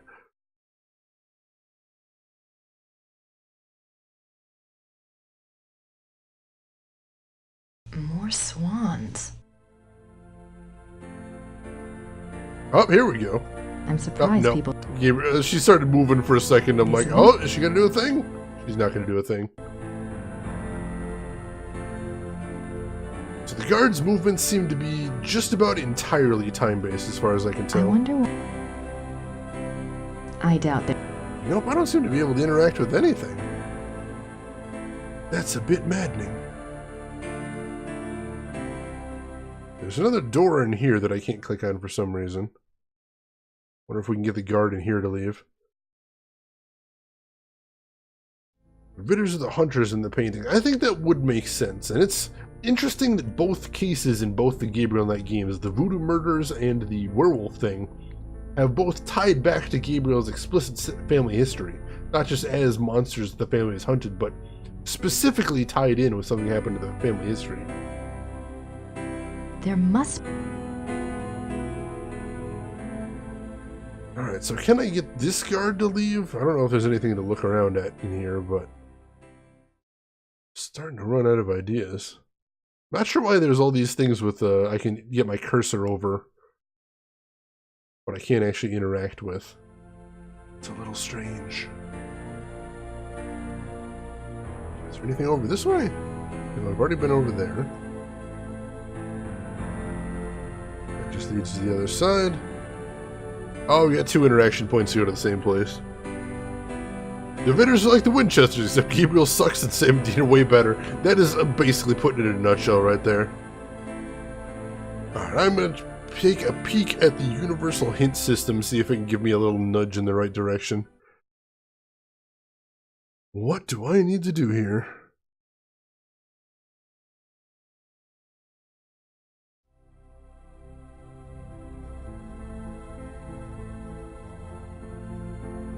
Oh, there's nothing I'm supposed to be doing here now. That explains why I couldn't do anything right now. Alright, so... suppose I'm probably done here then?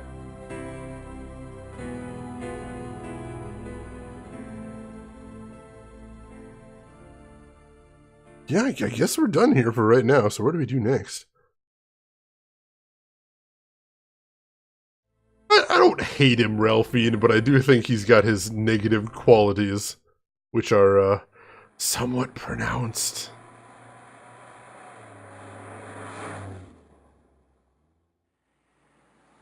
Alright, so let's head back to Rittersburg, touch base with people there. My inner beast thinks that's sad. I appreciate Gabriel's boldness in the face of extreme danger, although again I can't tell if that's stupidity. I appreciate that he's a very pretty man. There's that too. Oh, hi, Gerda's back. Hi, Gerda. I'm back. Good. Oh, they're friends now. He'll get better in Chapter 5. He did save the day at the end of everything in the first game too, so you gotta give him that. The guy did the heroic thing. At least in the good ending, which is canon. Gerda? Yes? Over the table? That sounds incredibly uncomfortable. And awesome.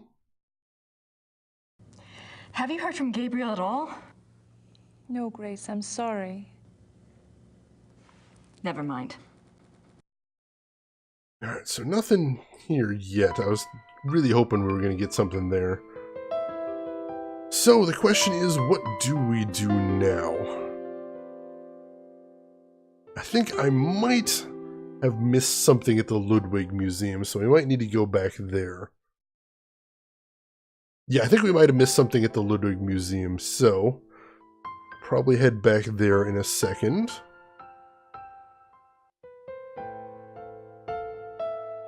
Yeah, let's head over there. I think I probably missed something in there. Alright. More sightseeing. Hope everyone's excited for some more Ludwig history, because we're going for it. We are doing the thing.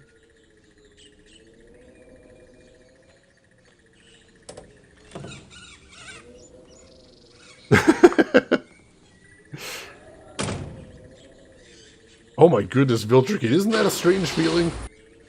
Are they good pictures? You like the pictures? Are they embarrassing pictures? Because that's bad.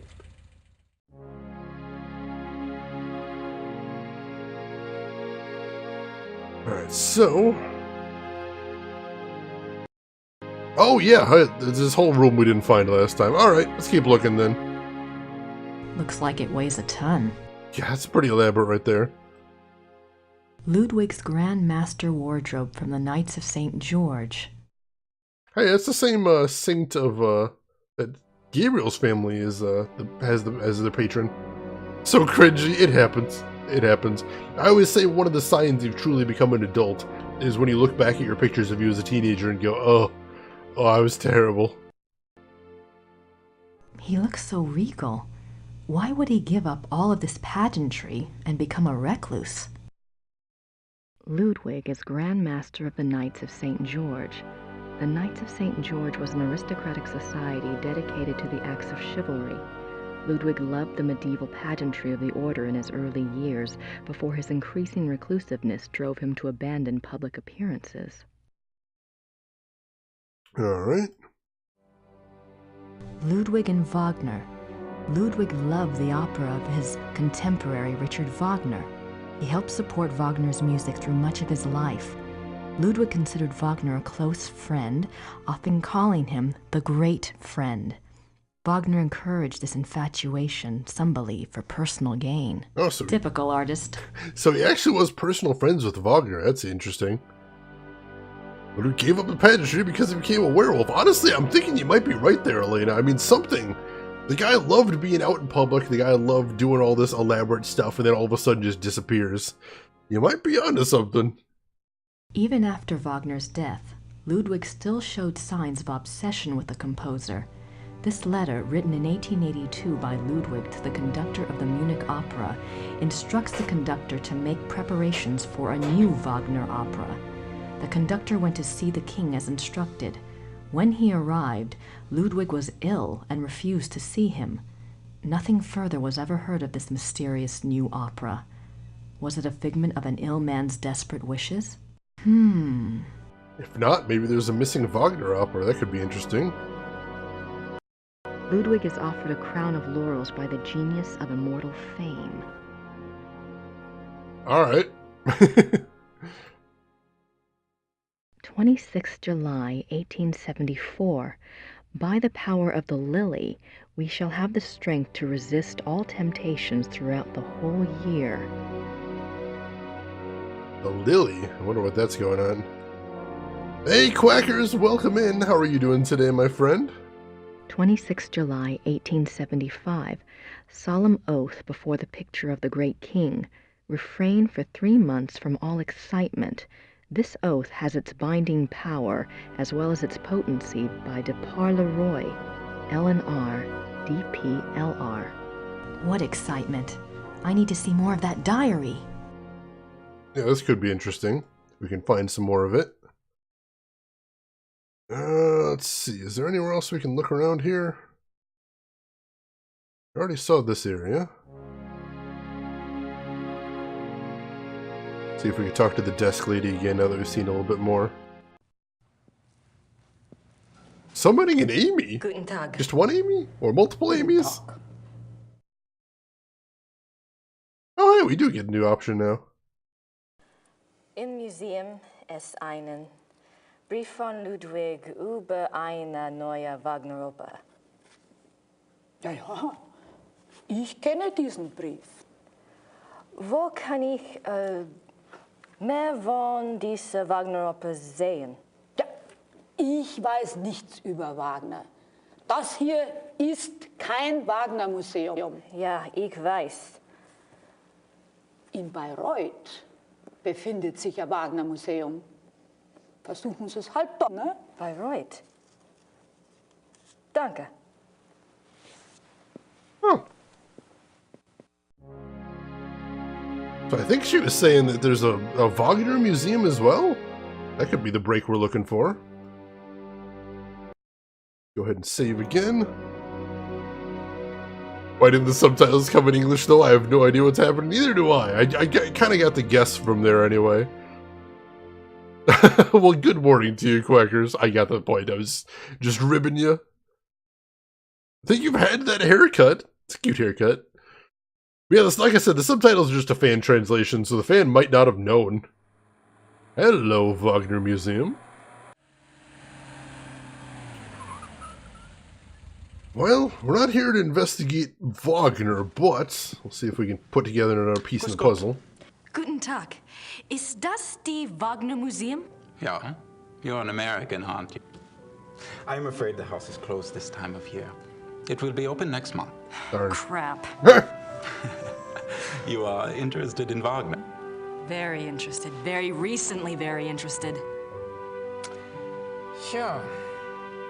Most of the house is closed for cleaning, but a few rooms are open.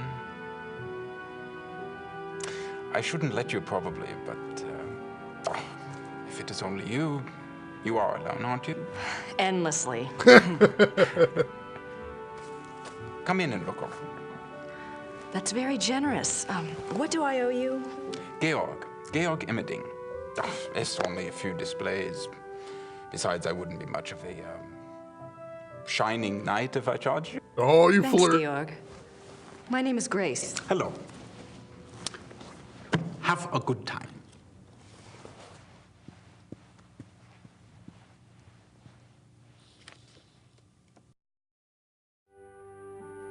Basically, this isn't a Wagner museum, and then she told Grace where it is. Alright, probably the kindest thing she's actually said there. That sounds like a trap, and I was kind of wondering that too, Bishop Girl, but I think it was just a really badly worded attempt to flirt. I could still be wrong. We'll see if Grace survives this one. Wagner's piano. On this piano, the maestro composed his later operas, including The Ring. Damn. The very piano, that's pretty awesome. Franz Liszt, composer and Cosima Wagner's father. Richard Wagner. It's a heck of a beard right there. An old sofa. See what this is. The death of Wagner. On Ash Wednesday, 1883, Wagner suffered a heart attack in a Venetian gondola on the way to Saint Michel. His wife and the gondolier carried him into a church where he regained consciousness. Wagner died 4 days later on this sofa. Grim. Grace has business to take care of, Quackers. Moving forward. Oh, rough, Viltrikin, rough. Wagner's death mask. And a handprint as well. What do we got over here now? Wagner's desk. Exactly as it was on the day he died. Fancy.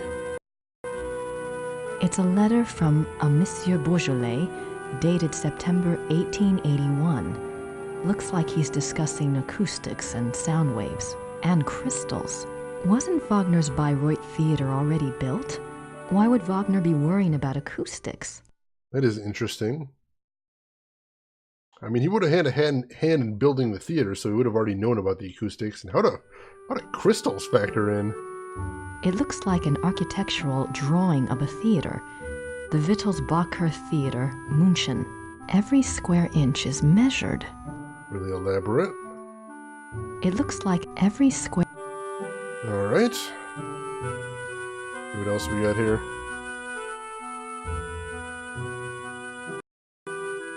The great patron himself. He's so pretty. Ludwig as the classical Greek hero. Fancy. See, what do we got here now? A portrait given as a gift from Ludwig to Wagner. We did know he gave those gifts. June 10th, 1881, Munich residence. Great friend. I am writing to you in the middle of the night. My blood is pounding too wildly for sleep. Tonight's performance, how can I describe it? I am unsure whether to be terrified or thrilled. Perhaps I even feel hopeful. If it is hope, you have given it to me, my friend, for the first time in years. We must speak. Something happened during the music tonight, but I must have your absolute confidence. As you love me, come at once. Your devoted king, Ludwig. Well, that's all kinds of weird. I mean, we know he was an eccentric, but I feel like there's something going on right there. July 1882. Great and beloved king. Monsieur Beaujolais and I have finished the diagram. We checked the figures many times, and Monsieur is confident that it will work. 8 identical fixtures are to be made from the diagram and placed in the theater exactly as specified. I'm sending the diagram with your courier. Be full of hope and have courage. All will be well. Your own, Wagner. Alright, now there's definitely something going on. That's referencing the diagram we just found. 8 fixtures? Be full of courage, all will be well. What is he talking about? Ludwig's death mask. What on earth is all that about? Keep exploring. Opera costumes. Nice. What do we got back here? These look like production designs. I don't see anything that looks like those wolf paintings in Neuschwanstein, though. No surprise there. Anything to see here? No, it doesn't look like it. How about this display? This must be a model of Wagner's own theater, here in Bayreuth. Heck of a model, looks gorgeous. We've already been in that room, so we're heading this way. Alright, so I think we've made a full circuit of the place now. I think we've seen everything. I'm going to take one quick look, make sure we're not missing anything. If there's any other rooms we should be going into. That leads back here. That leads forward. Nothing over there. Yeah, I think we've been everywhere now. That just leads back there, and this leads back to the entrance. Alright. Good deal. So I'm going to save just to make sure we can get back in here if we need to. I'll see if we can talk to this guy, get any information out of him. What are you doing here if the museum is closed? They always like to have a caretaker here. It's a good job for me. I can soak in the atmosphere of the maestro while I compose. What are you composing? This? Oh, a new arrangement. One of Wagner's pieces. For the Bayreuth Opera? No. I am only a student at the university. I study music, composition, conducting. I like how she immediately assumed, wow, for the opera? No. Is there much of a call for conductors in Europe? Ask my brother. He is the conductor for the Munich Opera. Well, that's convenient. Does that mean you get free opera tickets? Yes. I get a week's pass to the Opernfestspiele, the opera festival in Munich. It starts in a few months. Hope I'm still around to see it. Come with me if you like. If you're still around, I can go backstage and all sorts of things. I'd love that. If I'm still in Germany, I'll call you, all right? Yeah, good. Oh, I think we got a connection here. Tell me about Wagner. He was a character. He spent most of his life trying to convince rich patrons to subsidize his work. Unfortunately, he had expensive tastes. You see, he believed that someone of his genius deserved to live well. Can't argue with that. But Ludwig II supported him, didn't he? Yeah, sure, but Ludwig came along very late in Wagner's life. By then, he had already been run out of Venice and most major cities because of debt. Ludwig saved him. And the music.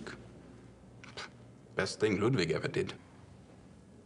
You notice that was really terrible miking right there, is when he leaned back, there wasn't a boom operator to move the mic with him. So his audio just completely went out.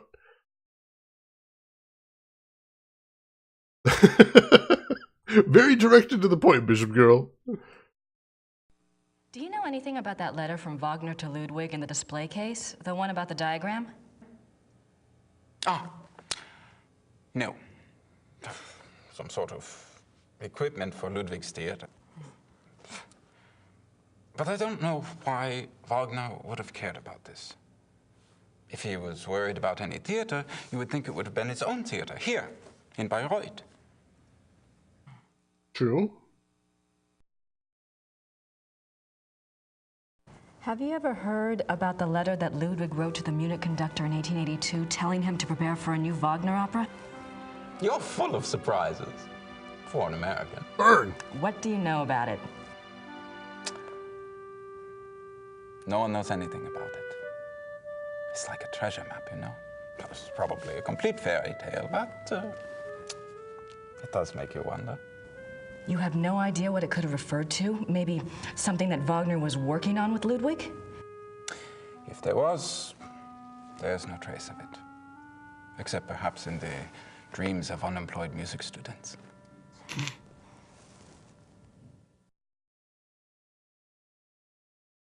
Have you ever heard about the wolf panels in the Singers' Hall at Neuschwanstein? Did my brother send you here? No. Probably not. It's only the letter to the conductor, the wolf panels. Oh, my brother thinks I am crazy because of all my theories. Crazy theories? What theories? This is Quatsch. If there was a lost opera, a lost Wagner opera, and if one could find it, to a conductor, this would be like finding King Tut's tomb. But people have looked for it before. If it ever existed, it is gone forever. My brother says I waste my time even thinking about it. Well, lost stuff happens. Gets found sometimes. Brother sounds like a jerk. I'm curious. Is there any other information that points to the lost opera besides Ludwig's letter and the wolf panels?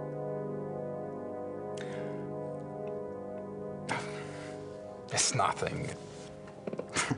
I'm not even supposed to have seen it. Come on. You see, my brother says that Wagner was too egotistical to have produced a lost opera. If he was working on something new, every person in Bayreuth would have heard about it. On the other hand, it was in Ludwig's character to have wanted a private opera. But it wouldn't have been private. Ludwig's letter shows he intended it to be played in Munich. Yes, but that it would get so far without Wagner telling others?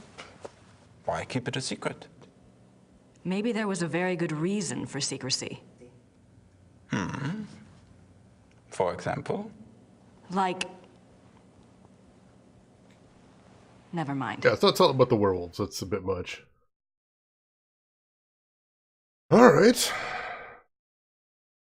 Wagner souvenirs. Don't think I need any of those. Alright, so we may be done here for now. Now let's pop back into Ritter's break, see if any, did maybe the professor called back? We're still waiting on his call.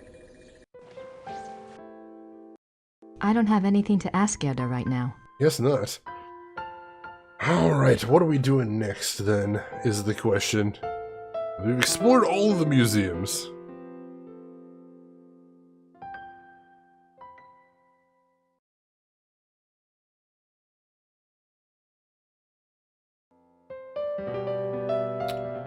Alright, apparently UHS is telling me I may have actually continued to miss something in the Ludwig Museum.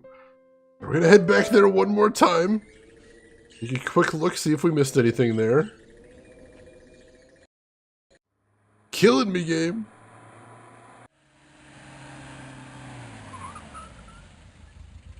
We're making progress, though. It's a bit slower than I anticipated, but... yeah, here we missed a display case.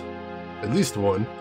Signets and sash pins from the Order of the Knights of St. George. These were worn on Ludwig's uniform, as befitted his rank of Grand Master. They are now the property of the Bavarian Crown Treasury. That is seriously a lot of medals right there. Kind of crazy. There we go. Man, there's 2 screens we missed here.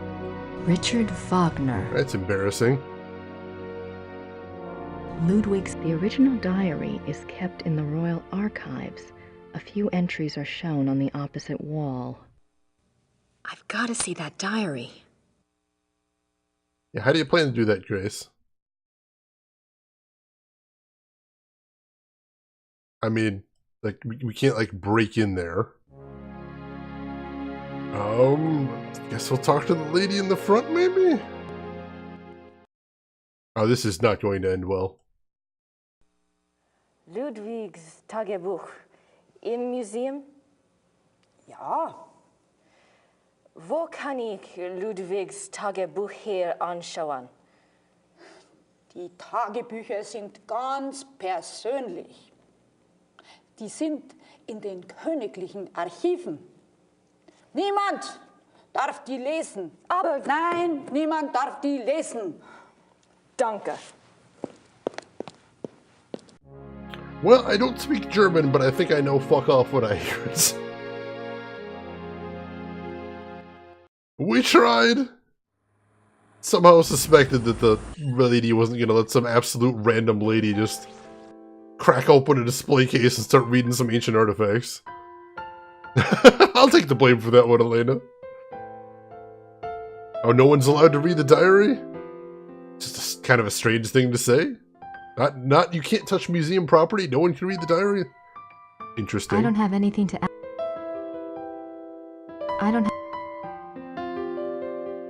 Thank you both for the translation. I appreciate that.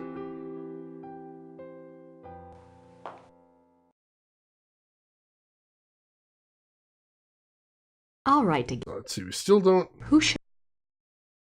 Still nothing.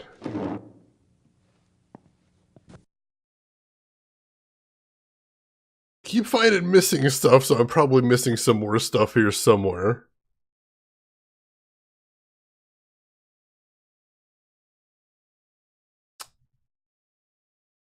I don't know, let me take a quick look at the hint system, see if there's maybe something else I can find out here.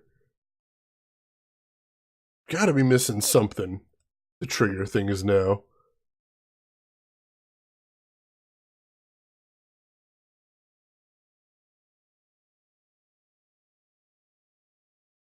What am I missing? I feel like we did everything at the Wagner Museum.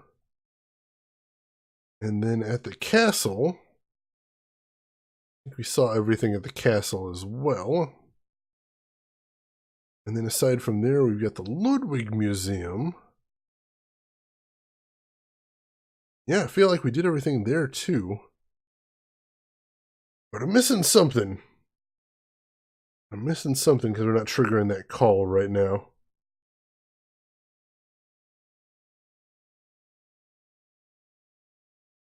Let's see.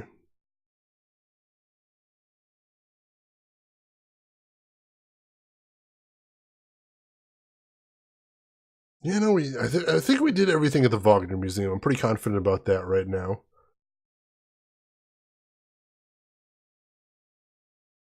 So we did everything. It feels like we did everything at the Ludwig Museum as well.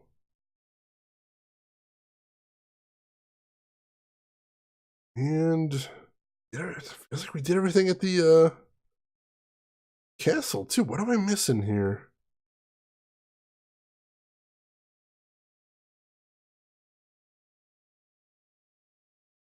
Yeah, there's some sort of trigger we're not getting. I'll go back to the Wagner Museum now that I know about the diary. Alright, worth a shot.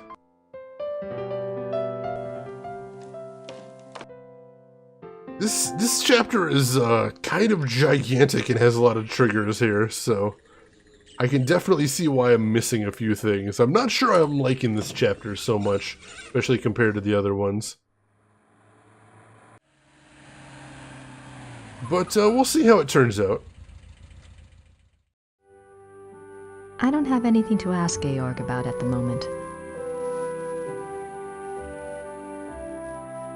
Alright, so I can't talk to Georg right now. Anything else I can look at around here? This must be a... That... Next chapter will be more exciting. I'm a little worried about the next chapter. Just because of, the mess I think Gabriel's getting himself into. Where are those schematics? I think those are in here somewhere, right? Yeah, those were in here somewhere. If I can remember where. Oh, they were by the... No, they were over here, right? Yeah, they were on his desk. It's a letter from a Monsieur Bush. Wasn't Wagner's Bayreuth Theater already built? It looks like an architectural... Every square... Oh, thank you, Rin. There must be a book at the desk somewhere. It looks like an every... At Wagner's desk? Not much to see here. Wagner's...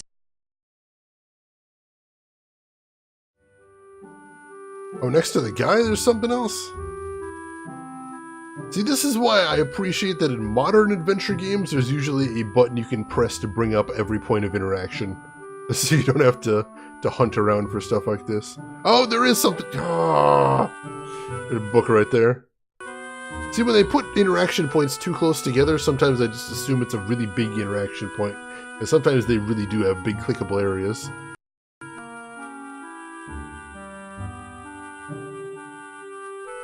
What's that book in the case? Cosima Wagner's journal. It's locked up for preservation. Huh.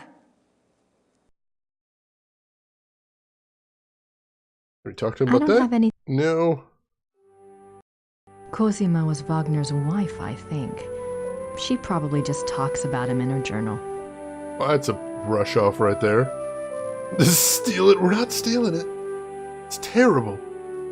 No steals. Alright, everybody fingers crossed that was the thing we needed to see. Schloss Ritter. Oh, that's...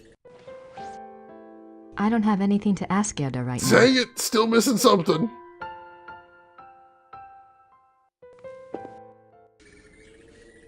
Oh my goodness. I have no idea what this chapter wants from me right now. Quackers!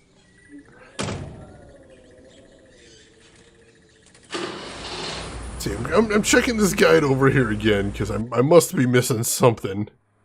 Oh, you know what? I know something we can do, actually, now that I'm thinking about it. Yeah, you mentioned the bartender, Bryn. I don't know if he'd know anything, but we could also... She mentioned, Grace mentioned talking to the Smiths about that dream she'd been having with the sled. So maybe we can talk to... Well, let's head in the bar and we'll talk to everybody in there and see if anybody has anything new to mention to us. That's a good idea. Oh, and the Smiths aren't here, of course. Naturally. Herr Huber? Yes?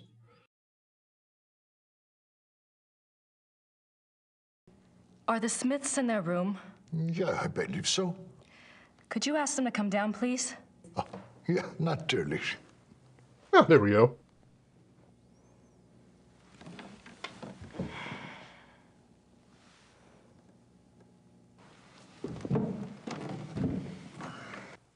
Now you just tell Merle what's going on. Alright, there, we can ask her about the dream. I had a dream last night.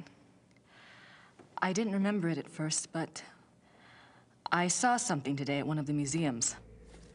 What was the dream? I was being chased in the woods by wolves. And I saw a sleigh. Ludwig was inside. He pulled me up, and I thought I was safe. But then he turned into a wolf. So what do you think, Mother? A dream of rescue is a spiritual guide dream. The High Priestess in Gabriel's cards must be linked to Ludwig somehow. What do the wolves represent? I'm a psychic, dear, not Freud. But the warning I got was about the black wolf, wasn't it? And the wolves in the dream. It must be the same danger. It's so frustrating. The more I find out, the more questions I have. Why don't you try a little communicating of your own? Ludwig's the link. Appeal to him. The answers may not come right away, but at least you'll give the guide something specific to say the next time she contacts you. Isn't there any way that you could, do a psychic reading on Ludwig or something? To tell you the truth, I've been trying all day to make contact, but I only feel great despair. Ludwig's soul is not at peace. Interesting. What does that mean? I'd better go. Anytime you need us, stop by. And be careful now. Thanks. All right. That's something, I suppose. Go ahead and save again now that we've accomplished something. I do like that. And then, back to the castle. Has progress been made? I mean, he is pretty old. I don't think he'd deny that. I don't have anything to ask Gerda right now. Nope. I don't have... No progress has not been... Darn it! She mentioned something about appealing to Ludwig, but I don't really know what that means either. I don't know. I'm really starting to run into the wall here. We're making progress in fits and starts, is the phrase I was looking for. But we need a little bit more, unfortunately, if we're going to press forward.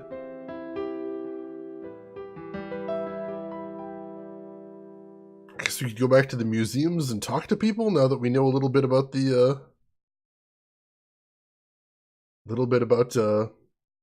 appealing to Ludwig, now that we know we're supposed to do that.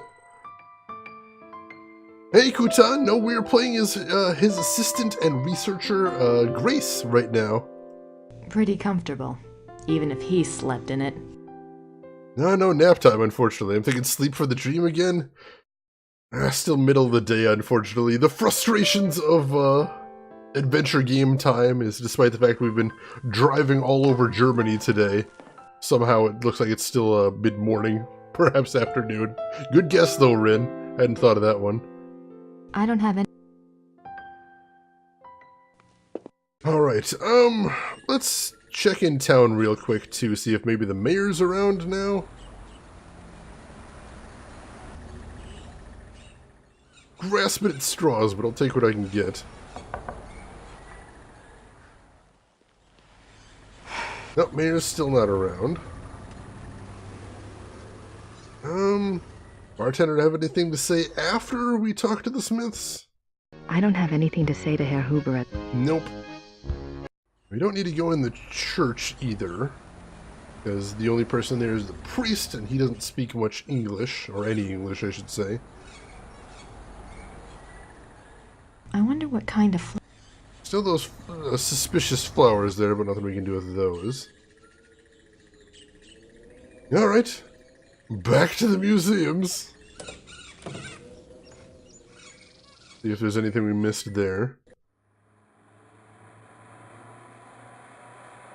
Let's see, we'll start with the Ludwig Museum itself.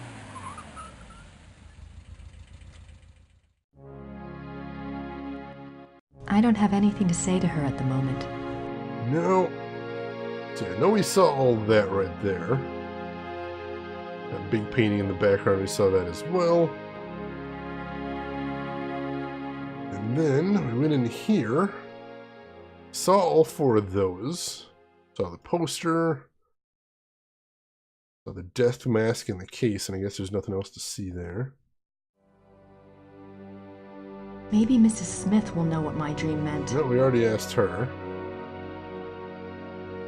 I saw that, definitely. Ludwig embarking on his sleigh. Didn't see the title of the painting. I don't know how important that is. These were the letters to his servants. What do we got over here? We got the big Looks like robe. We saw that. Richard. Ludwig's diary. Ludwig kept a diary from the original. Yeah, we already saw that. And we saw that as well. Medals there. And there's the pages from Ludwig's diary. We already saw those. Ludwig is offered a crown of laurel. Alright, so I feel pretty confident we've seen everything here. So let's move on to the castle. There was a lot of stuff to see in the castle. Maybe we missed something somewhere in here. Suppose that's possible? Potentially?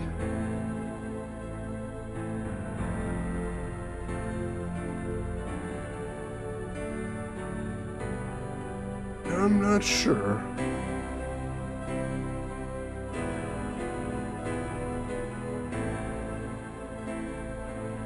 I wonder if Ludwig... The closed door leads to the tower, which is not... I think... I'm just going to double check we heard all the tape entries, but I'm pretty sure we have. Fell asleep, Jenna. Hope that wasn't my fault. But hey, if you need sleep, I respect that. I don't think the guard... Still can't talk to any of the guards, so that's not a thing. Did they have running... Did they... Mirror there, nothing to see. There's a chair. Maybe Ludwig...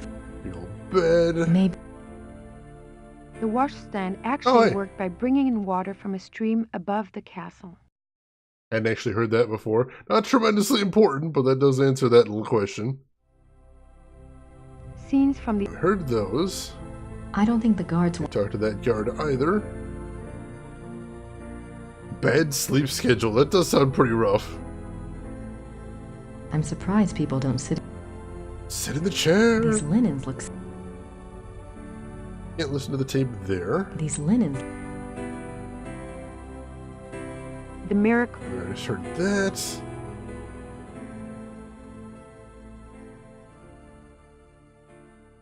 More swans.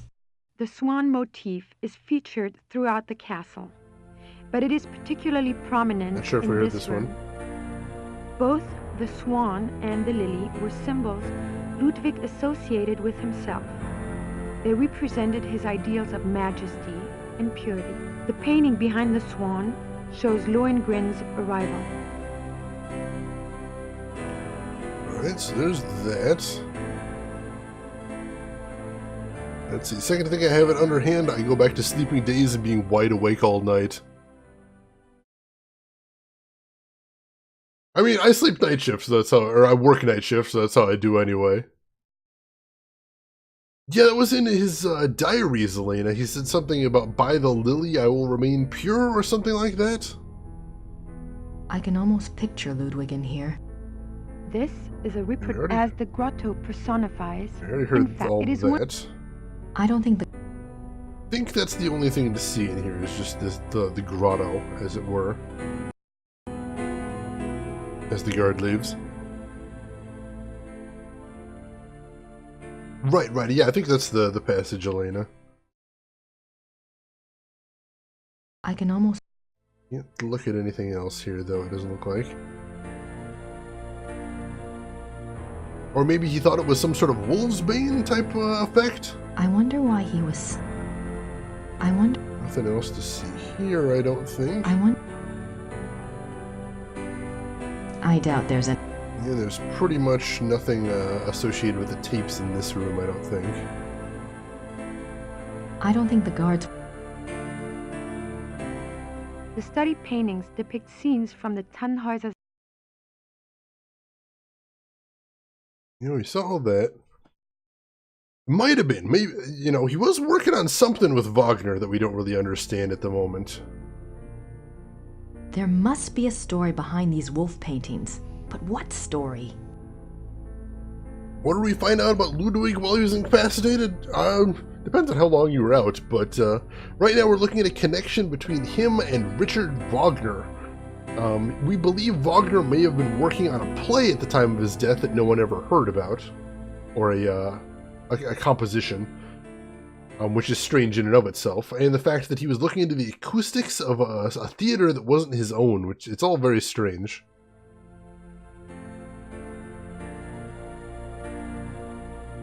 This is the final room of our tour, No, the this is Singer's the... Hall. It was modeled after the Singer's Hall of the Wartburg Castle, where minstrel competitions were held in the 13th century. The hall was built for small private concerts, but Ludwig himself never gave one here. It is said that during the last few years of Wagner's life, he came to Neuschwanstein frequently and performed for the king alone in this room. The hall is probably best known No, we for its did hear all enigmatic this. wolf. My brain keeps going to music to soothe the savage beast. Ooh, I hadn't thought made the connection between that Rin, but that's not bad. I know one thing we did learn about werewolves is there's 3 reasons they would transform. One is willingly, they can just will themselves to turn into a wolf. Number 2, the full moon can force them to transform. And number 3, they said the wolf's howl can force them to transform too. So there is sort of a acoustic connection to werewolf powers in Gabriel Knight, at least. So that's interesting. Are you trying to find out where that saying originated? Nice view of the Alps. Let me know if you find out. I'd be curious. I don't think the guards... There's another door back here, but we can't access that. Perhaps the music was an attempt to stop the forced transformation on the full moon. Oh, a sort of countermeasure. That could be as well. Using the acoustic to cover up the visual factor. Oh, that would be very interesting if that's what he's working on.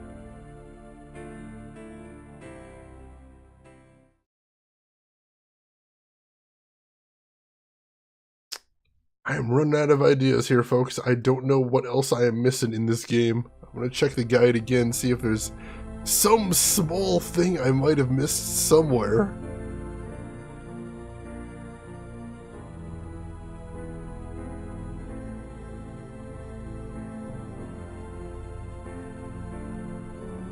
No, it sounds like I got everything in here.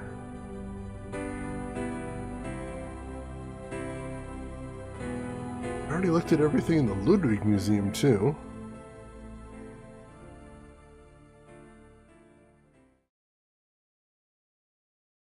Saw the drawing right there, saw the letters in the display case. Asked Georg about everything, including the Lost Opera.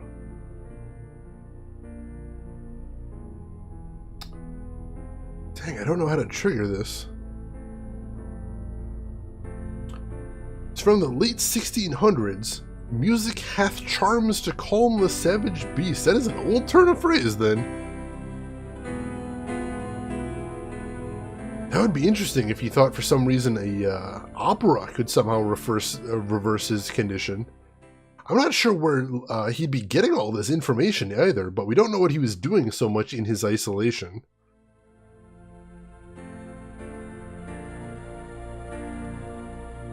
Sorry, I'm still trying to look up what the heck I'm supposed to be doing to trigger this next step. Because I am dying here.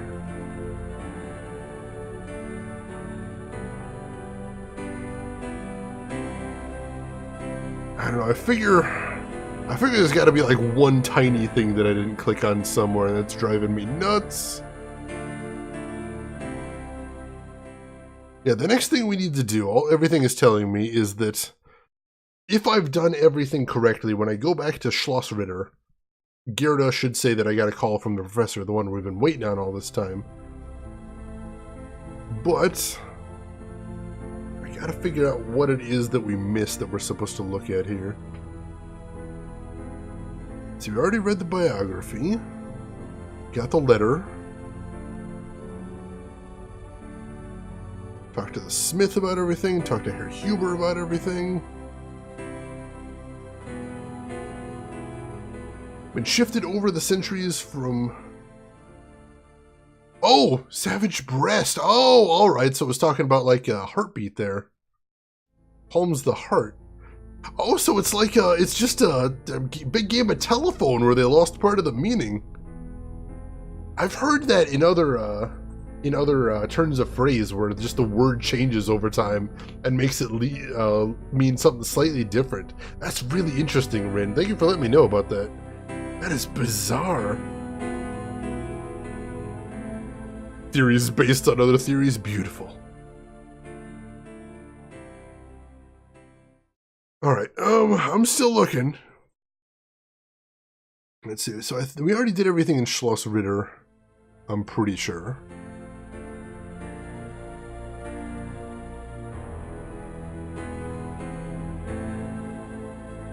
Ah, man, I'm just gonna have to go back and click on everything again at this point, I think, maybe.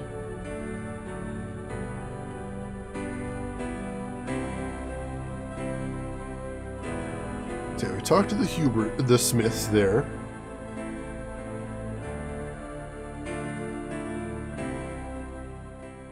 Oh, we must have missed something somewhere. Gosh darn it. I think we're just gonna have to kind of go back through and... Sure. It's a little frustrating, but I don't know what else to do at this point. If anybody's thinking anything, feel free to shout it out. I'm open to ideas.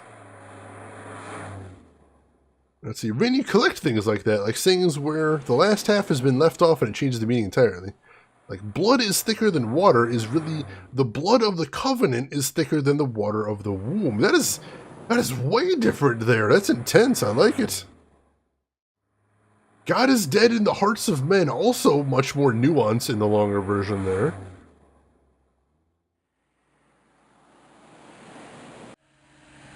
Let's see. Jenna, you like learning about stuff like this where you... things we take as history or phrases that we use might have changed or are wrong because of time passing. I love hearing about things like that. Just history in general I usually find pretty interesting. July 3rd. The feelings of sincerity. So we're not actually going to listen to these things, but we are going to make sure to click on everything. March 1st. To make sure that we've heard all these things. Ludwig's friend, June 14th. Let's see. It almost looks like there's two things here. But no, it's the My Beloved Eagle. I hope you guys can see that right here where I'm circling. It seems like there's two letters right there, but we can only... Yeah, there's only one point of interaction, though, that leads to the torment letter. In this letter, no further... And that's the one about his last wish, which is an interesting thing. We never really found anything more about that. And then there's the pictures. They certainly... But there's only... It's just one big interaction point there, so I don't need to worry about that. Yeah, if anyone's got any other... interesting phrases like that, I would love to hear it. Elizabeth, one of Ludwig's... Because we got a little time to kill, unfortunately. Ludwig is prince. That scene in Romeo and Juliet with the balcony doesn't actually have a balcony. They didn't exist when Shakespeare wrote the play. That one I don't know about, but I know, wherefore art thou Romeo has nothing to do with the word where. She's not asking about physical location. That's just a bit of confusion based on the modern use of the term where, and the fact that the wherefore art thou is not a phrase in modern English anymore. Great minds think alike, but fools seldom differ. Oh, I never heard about that one. That one's amazing. That one is a really good one. I like that. That's, again, it's more of a dunk than anything, so I appreciate that. That would be pretty funny. June 7th. Ludwig June 12th, unbeknownst, Ludwig is taken. Yep. June 12th, look at that picture. Ludwig is. June 13th, when Ludwig. And then there's the drowning. June 13th, when. June 18th, Ludwig's. And there's the thing about the urn. I'm sure that was a thing we needed to look at. I have no idea what that says. Looks old, though. It kind of reminds me how a lot of things have been cut in half throughout the years, like the early bird catches the worm, but the second mouse gets the cheese. I like that one too. That one's amazing. Ludwig's death? Maybe Mrs. Smith will know. Alright, no, so we already asked her about that. The midnight. We already looked at that. How about the case down here? December 14th. If I give order. Looked at all those. These are actual. December 18th. Alright, so we looked at all that already. And then we'll check over here. Start doing the full rounds. Is there any... Can't click on any of the pictures here. Ludwig's... The original diary. Werewolf art thou, Romeo. There you go. Now we're mixing things very well. Crossover confirmed, I hope. Let's see. Are you going there? Oh, I'm sorry, Elena, but we already looked at everything in here, so I'm just trying to find whatever interaction point I may have missed somewhere so that we can just move forward, because we're missing something we needed to look at to trigger some other thing. Ludwig is... Because what we need to do next is we need to go into the castle. There's gotta be a connection between all this St. George stuff and Gabriel. Alright, see there, I don't think we clicked on the title of the picture before, so hopefully maybe that was the thing? Signets and... I hope maybe that was the thing. I wonder if these pins have any symbolic meaning. There's another thing I missed. I wonder... There's so many interaction points here. Ludwig and... There's the Great Friend poster. And here's the pages of Ludwig's diary.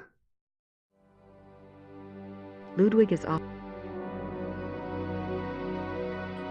Let's see. Money is the root of all evil, for the love of money is the root of all kinds of evil. Bit more nuance there. 26. Bit of elaboration. Oh, here's this one. By the power of the lily, we shall have the strength to resist all temptations throughout the whole year. That was the other reference to the lily we were talking 26. about earlier.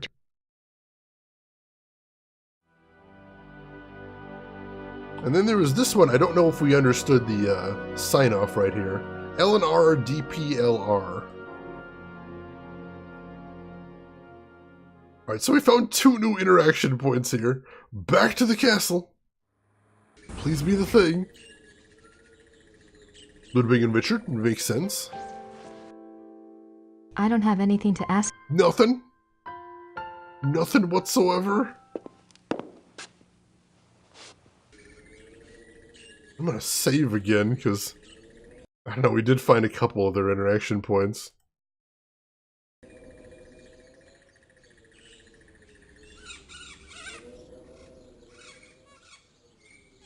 Jack of all trades, master of none, I've heard of that. Though oftentimes better than master of one. Ooh, I do like that one.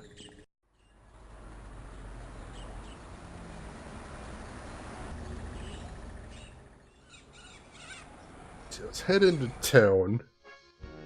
I don't have any... I have no idea what that says. That's the same newspaper clipping at the museum, too, I think. Which is odd that he doesn't want to talk about it. King Ludwig II of Bavaria. I don't have... Nothing else there. Split 3 ways, that is intense. Yeah, very little of that one actually survived. Let's see, did you leave the dungeon unlocked? Yeah, you left the dungeon unlocked if for some reason we ever want to come back to the dungeon. I don't suspect we do, though.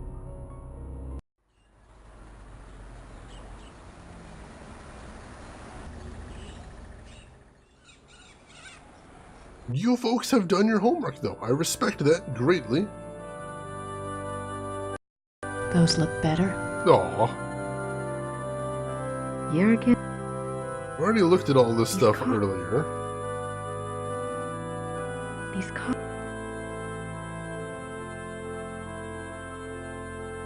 Nap in the dungeon. I am on a napping kick. I can get behind this. Naps are amazing. Can confirm. Could use one of those myself. I don't want to disturb her. A lady that pops up in the church every once in a while. The Madonna. Saint Georg, patron saint of the Schattenjägers. Which we already knew, and we already looked at that before.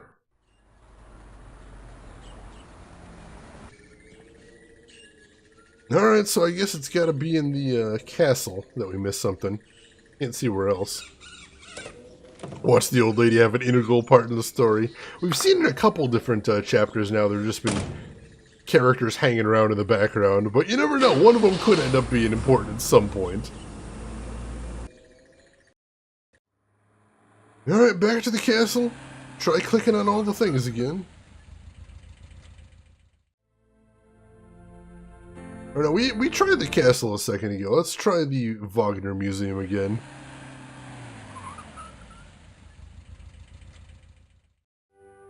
Idioms, that is a thing. I don't have any. Alright, nothing to talk to him about. Cosimo. Wagner. And just the souvenirs there.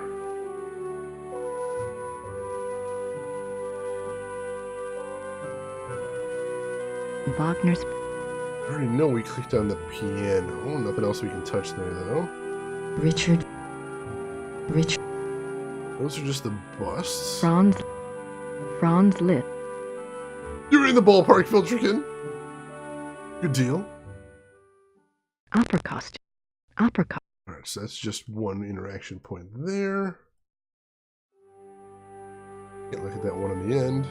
These look like production I don't see anything that... How about these ones? These look like production designs. I don't see anything... Well, we didn't see these specific pictures, but they don't seem to be anything else different. I can't click on any of these display cases right here, which is kind of strange. This must... No other interaction points in the miniature. Try playing the piano. I looked. There doesn't seem to be anything else I can click on in the whole piano scene. The great... Can't click on the plaque under there, can I? No, I cannot. Ludwig. Can't click on anything else here but the bust. A portrait gift. There's the portrait. June 10th, 1881. Munich residence. Great friend. We must. And see, there's another word since we're talking about things like that. One of my my favorite words in my vocabulary: colloquialism. July 8th. Be full of the idea of a little saying, an odd little saying Ludwig's that is just local to a certain region. Those are an interesting thing to collect as well. If you are interested in wording and semantics, as we seem to have some people in here that are interested Wagner in this died thing. on that sofa. That's kind of creepy. She didn't say that last time we looked at the sofa, so I'll take it. Maybe that's a thing. The death. Wagner's. And look at the death mask. We can't look at the hand right there. I've heard that one before. That one I have heard the complete phrase, Viltrikin. Curiosity killed the cat, satisfaction brought him back. And knowledge gave it 9 lives. That part I have not heard. That's new to me as well. Wagner. No, the sofa's just one piece, unfortunately.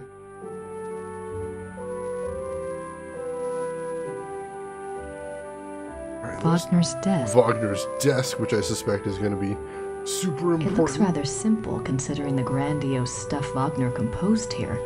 Right, I haven't heard that phrase. That's new at least. It's a letter from a Monsieur Beaujolais. Wasn't Wagner's by... It looks like at every square... It looks like at every... Alright, so yeah, we heard all that.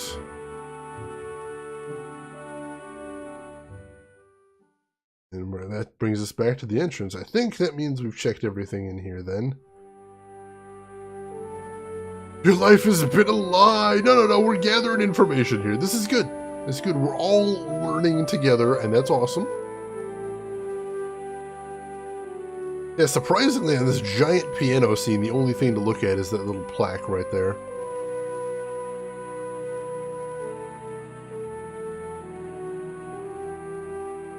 I don't have any... Nothing to talk to him about still. I also like weird sayings in other languages. I'm sure we've got someone that'll correct me. I learned an urban legend in Dutch is a monkey sandwich. That one I've never heard of. I know one of my favorite ones for local versions of sayings is, I forget what country it is. It's one of the Eastern European countries. But the phrase, not my problem, the local version of it is, not my circus, not my monkeys. I love that one. Absolutely love that.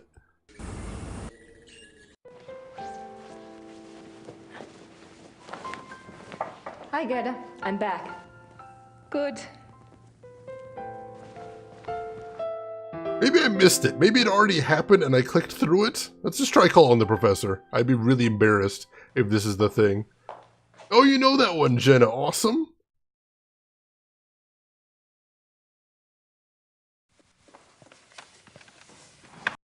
Alright, let's see if I've just been wasting some of my time and all of yours. I have been. I apologize. I must have clicked through one of the times when I came back thinking it was going to be the same cinema over again. No, she got the call. We just need to call the professor back. Progress! Hello? Hi, Professor Barkley. It's Grace. Oh, good. I have a name for you. It's Herr Josef Dahlmeier, and he specializes in Bavarian history, and I think he's somewhere near you are. Herr Josef Dahlmeier. Great, got a number? Yeah, I do. It's 4982-555-2234. Thanks a lot. Sorry about the bother. That's no bother. When are you coming back to school, Gracie? When I figure it out, I'll let you know. Well, be good.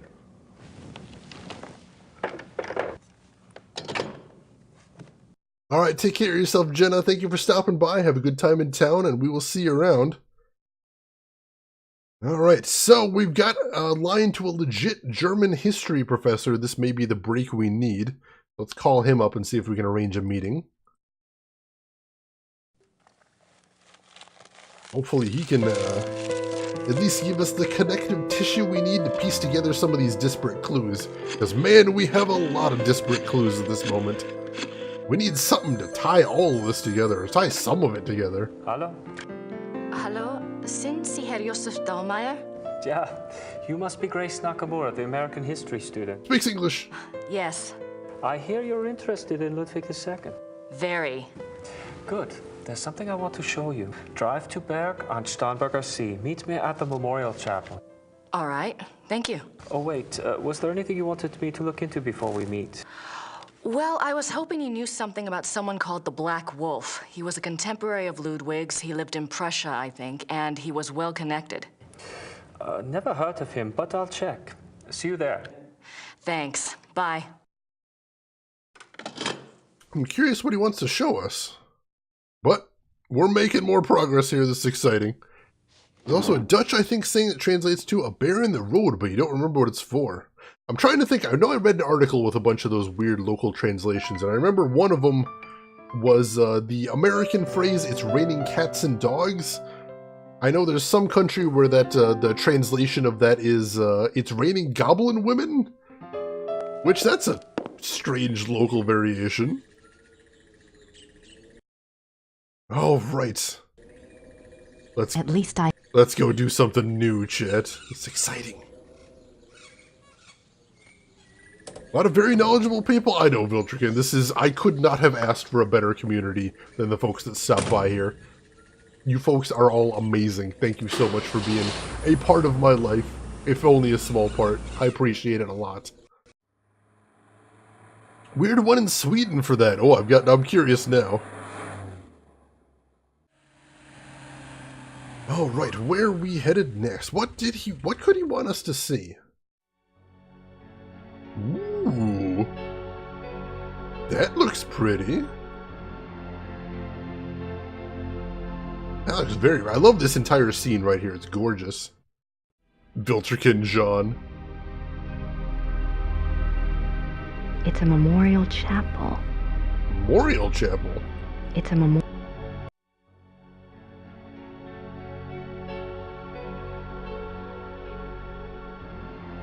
It's a We can only look at it from a distance here, so what am I supposed to be... What am I supposed to be doing here now? An exit over this way, I think, although I don't know if that takes me out of the area.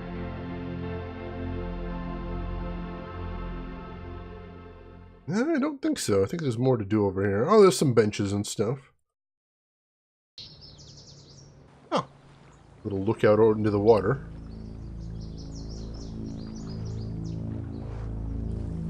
This is where he died. You must be Grace. Herr Dahlmeier. Oh, this is where Ludwig drowned. I didn't mean to startle you. I wanted you to see it. I feel him here the most, you know, more than at the castle. So, what did you want to know?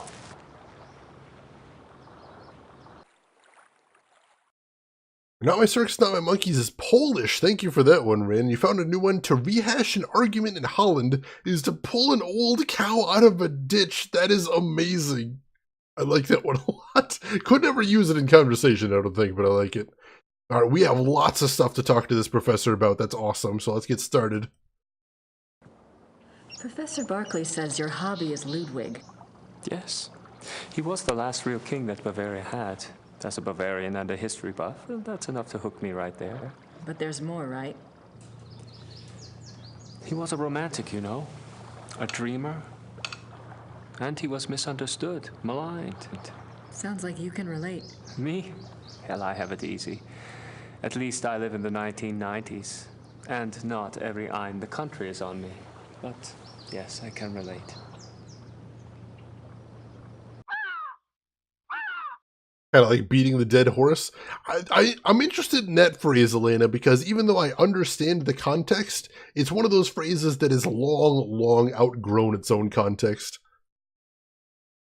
You know about Ludwig's diary, right? Of course. How can I get my hands on it? I'm sorry. I have been trying myself for 5 years. They keep it locked up tight in the Royal Archives, and they don't let it out. They must think it contains things that will hurt his image. They won't let anyone see it, not ever? Only one person outside of the government ever got to see it, a biographer, Sir Richmond Chapel. He had friends among the German royals, and they let him look at it. Did you ever try to contact Chapel, pick his brain? No, and I don't believe I never thought of that. If you do and you find out anything, you must share. It's a promise. Well, it could be a lead on the diary, at least. And yeah, me and Elena were having a conversation the other day. She used the phrase getting up on a soapbox, and I'm like, who has actually ever seen a wooden soapbox? Anyone? I'm not even talking about touch one, it's see one. I'm pretty sure I never have, but everybody knows the phrase at least. Tell me about Ludwig. I don't know where to start. There's so much. Politically, the most significant thing about Ludwig II was that he signed over independent Bavarian statehood to Prussia in 1870. Bavaria became a part of United Germany, and Ludwig became a figurehead prince under the Prussian Kaiser. Why do you think he did that? Bavaria had been involved in the 100 Years' War. People were tired of fighting. Prussia's push to unite the German states made some amount of sense. Still, Ludwig must have had other options. At the very least, he should have negotiated better terms. So what was the real reason? He was manipulated by Bismarck. At least that's what I think, anyway. Mostly politics there, nothing we can use, I don't think. You have seen a wooden soapbox, Rin. My mind is blown. Alaska, the land where we finally modernized in the 80s. Mostly. It's a good start. What about Ludwig personally? You'll find two perspectives on Ludwig. The view the tourists get is the romantic ideal, Ludwig the tormented loner. Then there is the historian's point of view. Ludwig was plagued with guilt over his sexual orientation and was driven mad with self-loathing. But I take it you're not buying either point of view. Well, it's all too convenient, isn't it? That he was a devout Catholic, there is no question, and I'm sure there were pressures on him to be normal. But he was no prude. He loved Byron. Yes, philosophy, the French court. If anything, Ludwig was too much an egomaniac. He didn't give a damn what anyone thought. And besides, he didn't try to hide any of his relationships. If he suffered from anything in his romantic life, it was disillusionment. No one loved him back as purely as he himself loved. All right. Well, if it wasn't sexual guilt that tormented him, what was it? I don't know. His diary was filled with self-guilt, but I'm sure it's not about that. If I knew, I'd write my own book, set the record straight, so to speak. Finding some great ones. Getting your hand caught in the cookie jar, getting your beard stuck in the letterbox. Never had that one happen to me, luckily. Getting caught with your beard in the letter. That's even more bizarre. If Grace could start pronouncing the W in Ludwig, as it sounds in German and everyone else did, I would appreciate it very much. Lots of mispronunciations happening tonight, Elena. She seems to be at least making a good effort. That one's a strange one, though. Have you read anything about Ludwig's midnight sleigh rides? Oh, would that have been something? To be out at night and suddenly see him sweep by with his entourage? They say the night agitated Ludwig, and that being outdoors and the rushing feeling of the sleigh calmed him down. Sometimes even the sleigh wasn't enough. He would stop in some remote woods, order his servants to stay put, and go wandering off by himself for hours. It drove the servants crazy. Ah, so Ludwig goes on late-night sleigh rides and sometimes disappears out into the woods for hours. If that ain't suspicious, along the werewolf theory right there, I don't know what is. Let's see, if you think it is the male flap on the... Oh, alright, that does make a bit more sense there. I can see that. I actually remember one I heard, I think, yesterday. I need to get going. Yeah, that was the one Rin threw out there. I like that one. Make a mountain out of a molehill is to make a whole chicken from a feather. Certainly the Swedish have some very fine handcrafted idioms. I like those. Tell me about Bismarck. Oh, Bismarck. He was the Prussian Kaiser's chancellor. Not a nice man. Bismarck had a reputation for learning people's weaknesses and manipulating them. It's a matter of record that he had spies on Ludwig's staff. He may even have had a henchman even closer to the king. And he was involved in the conspiracy to declare Ludwig insane. Alright, so we hadn't heard too much about Bismarck before, but he seems to be mostly political. It's hard to tell. She can speak German a bit, but she cannot pronounce a common first name correctly. I almost wonder, John, if it's intentional. If maybe just because Gabriel is such a big character in the game and Gabriel pronounced him Ludwig, maybe they're just trying to keep a... No, I guess they're still having two pronunciations there. I have no idea. I guess that's got to just be bad direction right there, bad vocal direction. I couldn't imagine what else it would be. Did you find out anything about the Black Wolf? I did. I'd read about him before, but I hadn't realized that was who you were talking about. His name was Godin, Paul Godin. I found a reference to his being called the Black Wolf after you telephoned. I've never heard of him. Who was he? Godin lived on the fringes of the Prussian court. He was handsome, charming, dangerous, or so they say. He was variously rumored to have been a foreign prince, a Prussian spy, even an assassin. Since you were interested in him, I found out some things that are probably true. It said he came from abroad in the mid-1800s, but claimed High German blood. Do you know where he came from? No. And he was ruthlessly ambitious. He probably found out who held the power, Bismarck, and offered his services. Bismarck was a good judge of talent, of that sort anyway. So it's possible the Black Wolf was actually working as a double agent for Bismarck? What else do you know about Godin? He must have done something remarkable. Bismarck was not a generous man. He liked to string people along with promises, but rarely came through. He did for Godin, though. He gave him a royal title and lands in 1863. And that was the last reference I found to him. Well, how could he just disappear? It's not that unusual. Back then, when you were given a title, you usually changed your name and moved to a place where no one knew your past, so you could act with impunity. or be a pompous ass and get away with it. So he doesn't think it's weird that the guy got a title and then vanished. Obviously, with everything else, it's probably not a coincidence. There's no cow on the ice! Sweden's adorable! All of Sweden. I want to give all of Sweden a big hug. Baron von Gower? Oh, I did notice that too, Elena. I'm wondering. They did mention that true werewolves are immortal and unaging. So, putting 2 and 2 together. Is there any way to find out what Godin was called after he got his title? Is it that critical? It might be.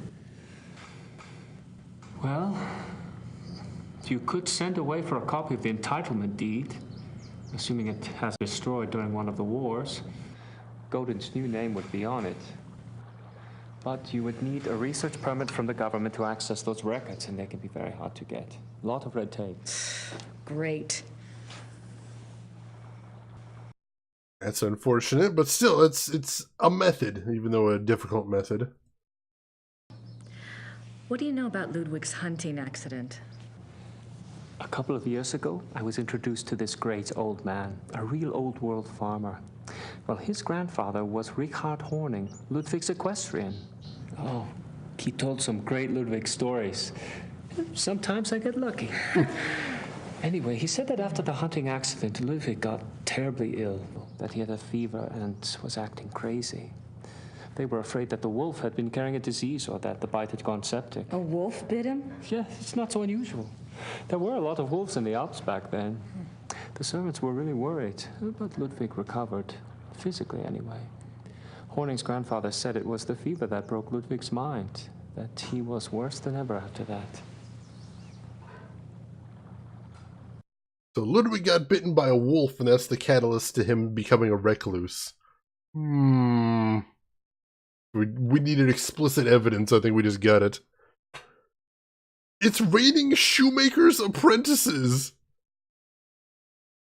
Where on earth would that have come from? Like, what would have started that, I wonder, Rin? What do you mean Ludwig got worse after the accident? Ludwig always had been a very private person. But after the accident, he got darker, more crazy. Towards the end, he was even forcing his servants to enter his chambers bent over so they couldn't see his face. Horning's grandfather said his temper was fearsome. He would fly into a rage at the least mistake. Must have been terrified of him. Yes, well. Horning's grandfather felt sorry for Ludwig, and Ludwig hated his own violence. He was always giving gifts to his servants to apologize. And we remember they mentioned that after you become a werewolf, there are, according to the legend book anyway that Grace found, there could be marked personality changes. That seems pretty significant as well. Elena, you are definitely the Ian Malcolm of this stream. That's a good thing. I'd say that as a compliment. You mentioned that there were other reasons why Ludwig's servants feared him. Ah, that's another of Horning's mysteries. There's a story about Neuschwanstein. Apparently, there was a period of time of 2 or 3 months when Wagner would come and visit him Wagner? there. Yeah. The two would lock themselves in the singer's hall. Horning's grandfather said the sounds that came from there were awful. Well, the servants had superstitious minds anyway. Some of them quit over it, just walked away. What kind of sounds? Horning's grandfather called them heartbreaking and ungodly. Maybe it was Wagner trying to sing. Well, I guess that's all for now. Thanks for your help. It's my pleasure. And if you ever want to talk again, just give me a call. I'll meet you down there. I will. Thanks. Servus. Well, bye.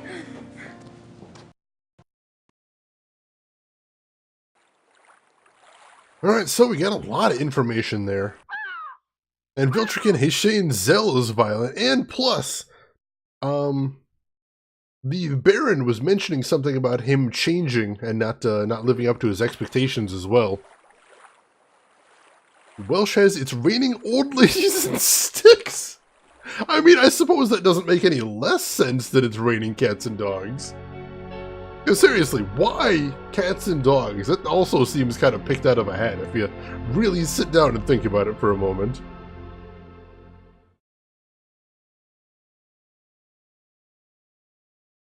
Alright, so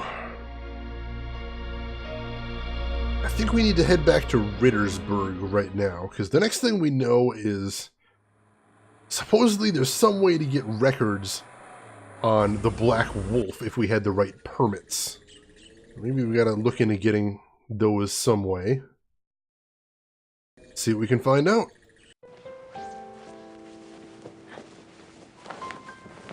Hi, Gerda. I'm back. Good.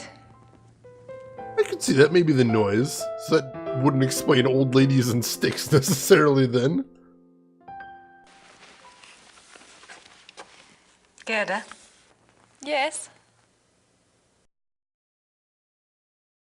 Gerda, do you have any idea where I could get a government research permit? I don't have time for a lot of red tape. You should ask Herr Übergrau. He can maybe get such things very fast. You think? I was gonna write Gabriel today anyway. Alright. There we go. Let's head up and type up a letter, see what we can do there. Back in the days of sod roofs, the cats and dogs would hang out on top of the roof since it was warm. Then when it would rain, it would get slick and the cats and dogs would fall off the roof. Yeah, I think you're right, Viltrekin. Whatever I was imagining, that is much more ridiculous than that. That is amazing. Literally raining cats and dogs.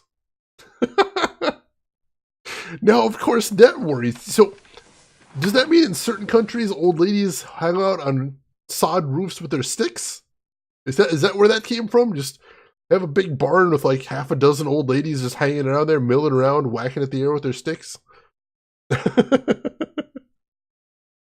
Is that where we're going with that? I should get a letter off to Gabriel. I need to include a note to Übergrau about the research permit.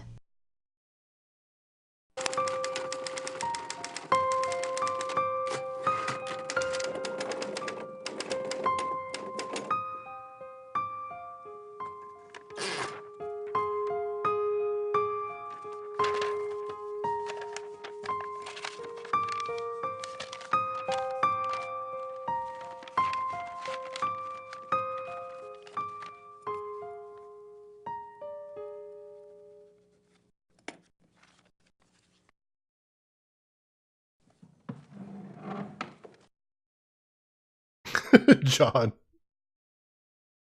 Ancestral instinct about falling off a roof there, Elena? Possibly. Old memories of old traumas coming back to haunt them.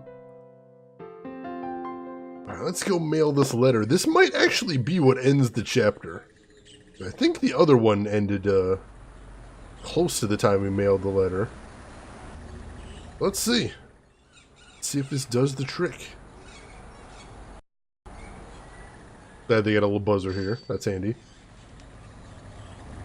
Grüß Gott, Frau Nokimura.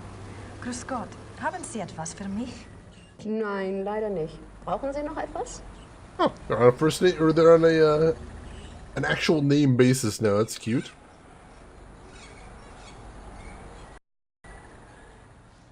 Kann ich diesen Brief versenden? Ja, 3 Mark bitte. And we still got to pay for it again, which is just a cute detail. I do appreciate that.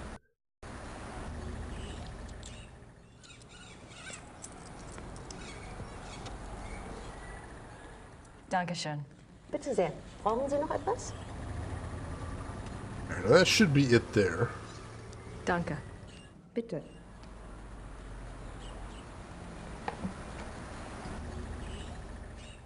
Alright, so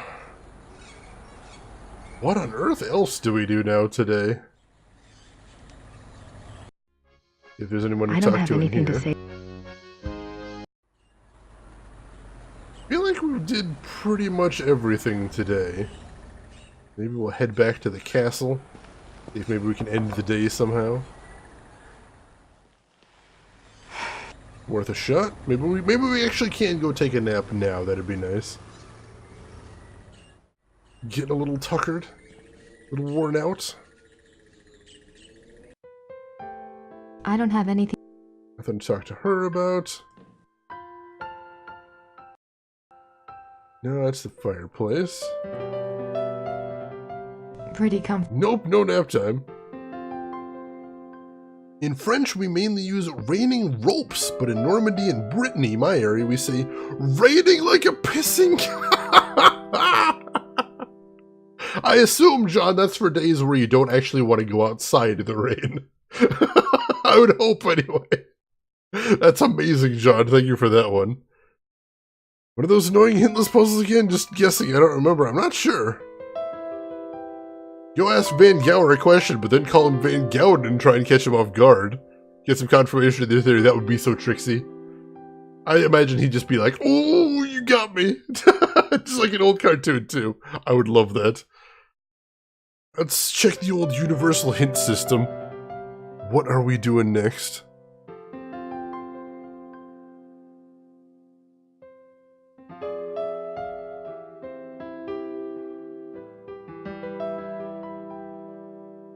Oh, yeah, this is definitely one of the stupid hintless puzzles, looking at the universal hint system there, Ralphine. So here's what the game wants us to do now, as far as I can tell, from what hints I saw there. So, remember last time we talked to the Smiths? They said maybe we should try to appeal to Ludwig? That's what we need to do now. We need to try and find a way to appeal to Ludwig. And I've got a suspicion what we need to do now, finally tying back to one of those things we've never been able to interact with. I wonder what kind of flowers these are. Gotta be lilies, right? I wonder... Maybe not? Possibly not? I thought that was it. Are the lilies somewhere else? Maybe?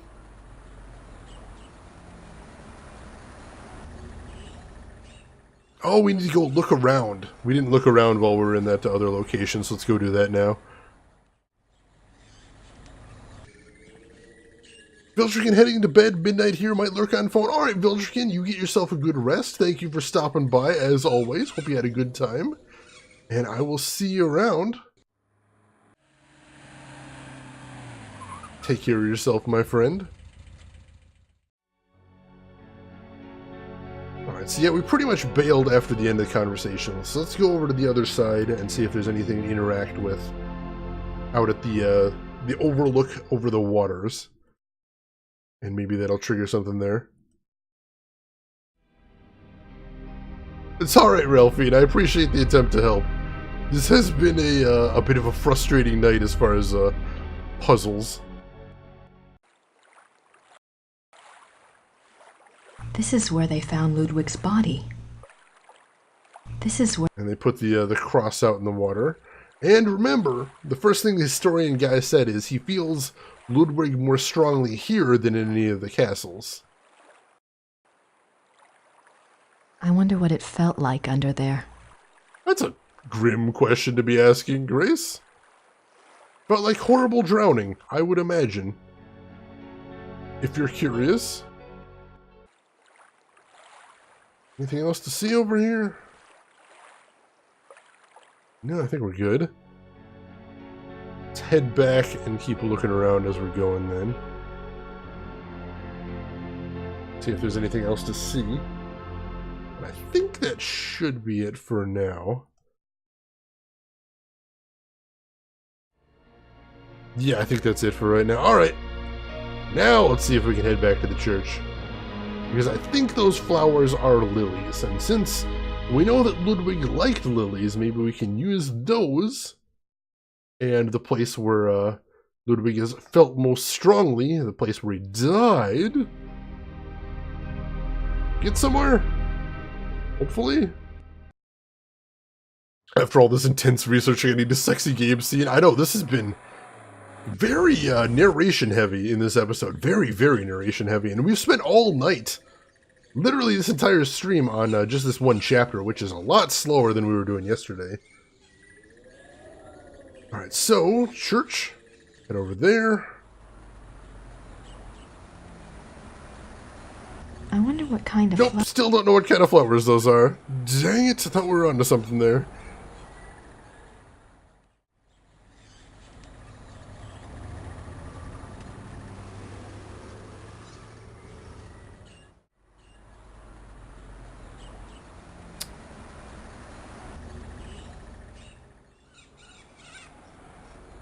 Ah, darn it. I appear to have missed something else now.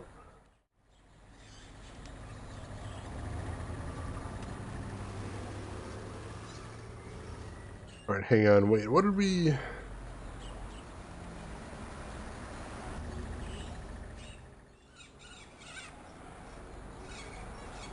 Oh, wait a second. I think I know. The phone number right here. This is the guy that I believe got to see the diary. So let's see if we can, let's see if we can call him up and see if he actually did get to see the diary and if he can tell us anything about that. I don't know if anybody would really like that, but, something interesting is going to happen in the next chapter. I really do feel like the next chapter is going to be pretty intense. Here we go.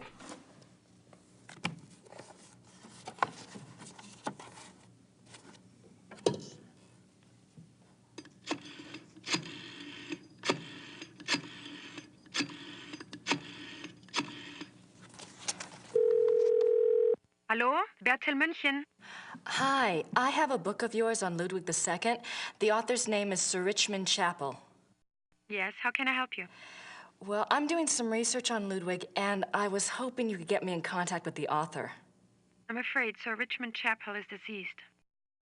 Oh. However, his son is living. Oh. Well, is there any way you can put me in touch with him? And who are you doing this research for?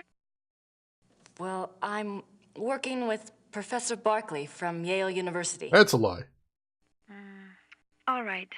Thomas Chapel's number in England is 41 20 555 771. Thank you very much. I appreciate it. You're welcome. Goodbye. Bye. Well, we're getting a fair number of degrees away from any sort of source material here, but honestly, desperate times, desperate measures. Let's take that number and call that guy, see what we can figure out there.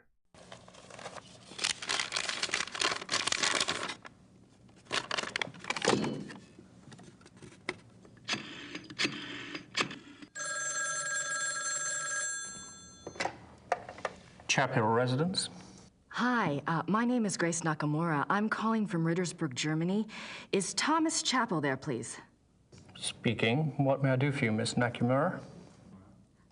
This is going to sound crazy, but I have a copy of your father's biography on Ludwig II. I understand he had access to Ludwig's diary. Yes. Well, oh God, I'm not even sure. He didn't make a copy of it or anything, did he? Or perhaps he took good notes?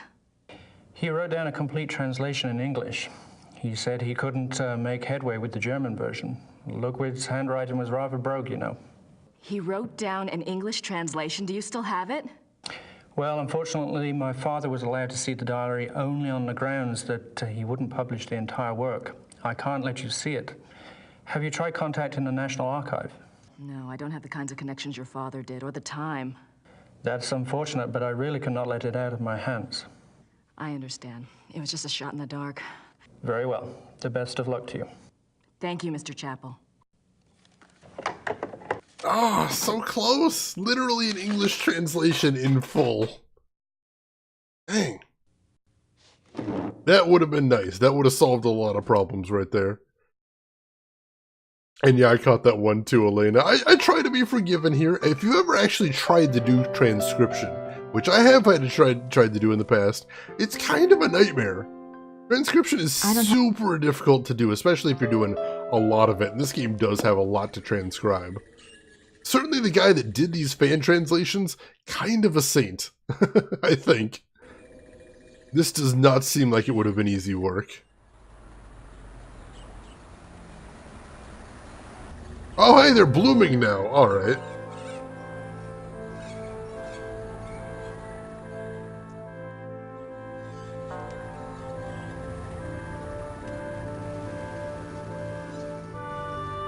Gibt's das denn, die Lilien blühen schon? Sehr schön.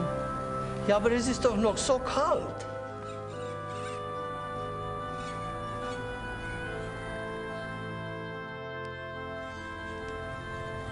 Für Sie ein Geschenk von der Madonna. Oh, no. Nehmen Sie sie ruhig. Heute Nacht wird es kalt und sie wird sowieso erfrieren. Sure. Thank you. I like how the entire game she's been thanking everyone in German, but that time she actually thanks the one person that speaks zero English in English. I'm sure it was probably just an accident of the script, but that comes off as incredibly rude. Rough fan sub, still better than no sub. Exactly, John. It has been very nice to have there. I've appreciated it greatly. Father Getz said the lily was a gift from the Madonna. That's an odd way of looking at it. Alright, well, let's see if maybe we can use the lily. Maybe make an offering to Ludwig. See if perhaps we can, I have no idea what that's going to accomplish, but you know, it's something. A crazy lady from the States told me it was a good idea. That's a good reason to live your life, right? The psychic told me to. We're making awesome decisions tonight, as usual. Alright, so once again, since this is the place where supposedly he's felt most strongly, since this was where he died, we'll see if maybe we can leave the lily here, if that does anything. Worth a shot. Hey, welcome back, Hey Bread. Alright.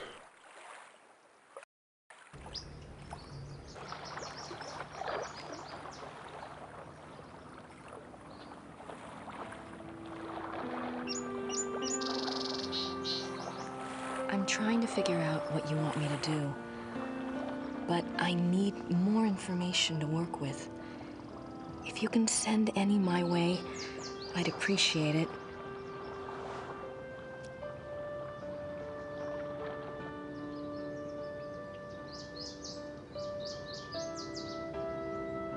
Ah!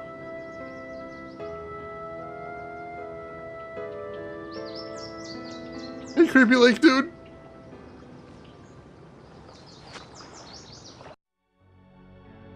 Alright, now Grace definitely needs a nap because she's starting to see creepy dudes in the water.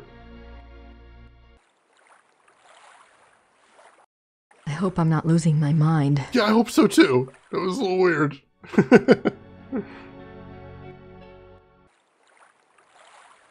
This is where they found... Alright, I think we're done here then. Hey, you didn't get a lot of sleep there, Brett. How are you feeling, buddy? What's the stuff you like about this game, Ralphie? I'm curious. It's a memorial chapel. Oh man, that is kind of Twin Peaks, isn't it, John? I didn't even think about that. Now, hopefully this game is going to just go full Deadly Premonition on us. Oh, I can hope. I can hope.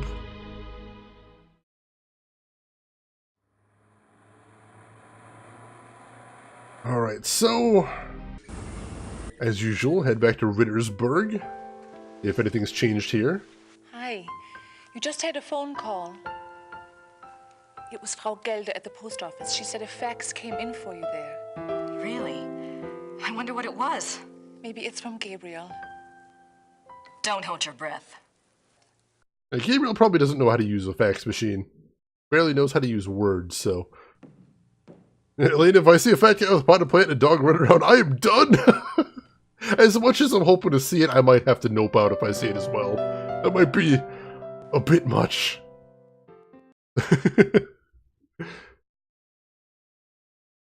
Right, so where would the fax be? Where did she... oh, do we have to... It wasn't... I don't know, do we have to get the fax off of her desk? Or... oh no, we probably have to get it from the post office now that I'm thinking about it. I suppose the old castle probably does not have a fax machine. That would have been a bit hopeful, I suppose. Alright, off to the post office we go then. Man, having to go down to the post office to pick up a fax! Jeez. This is the back country in the 90s, I suppose.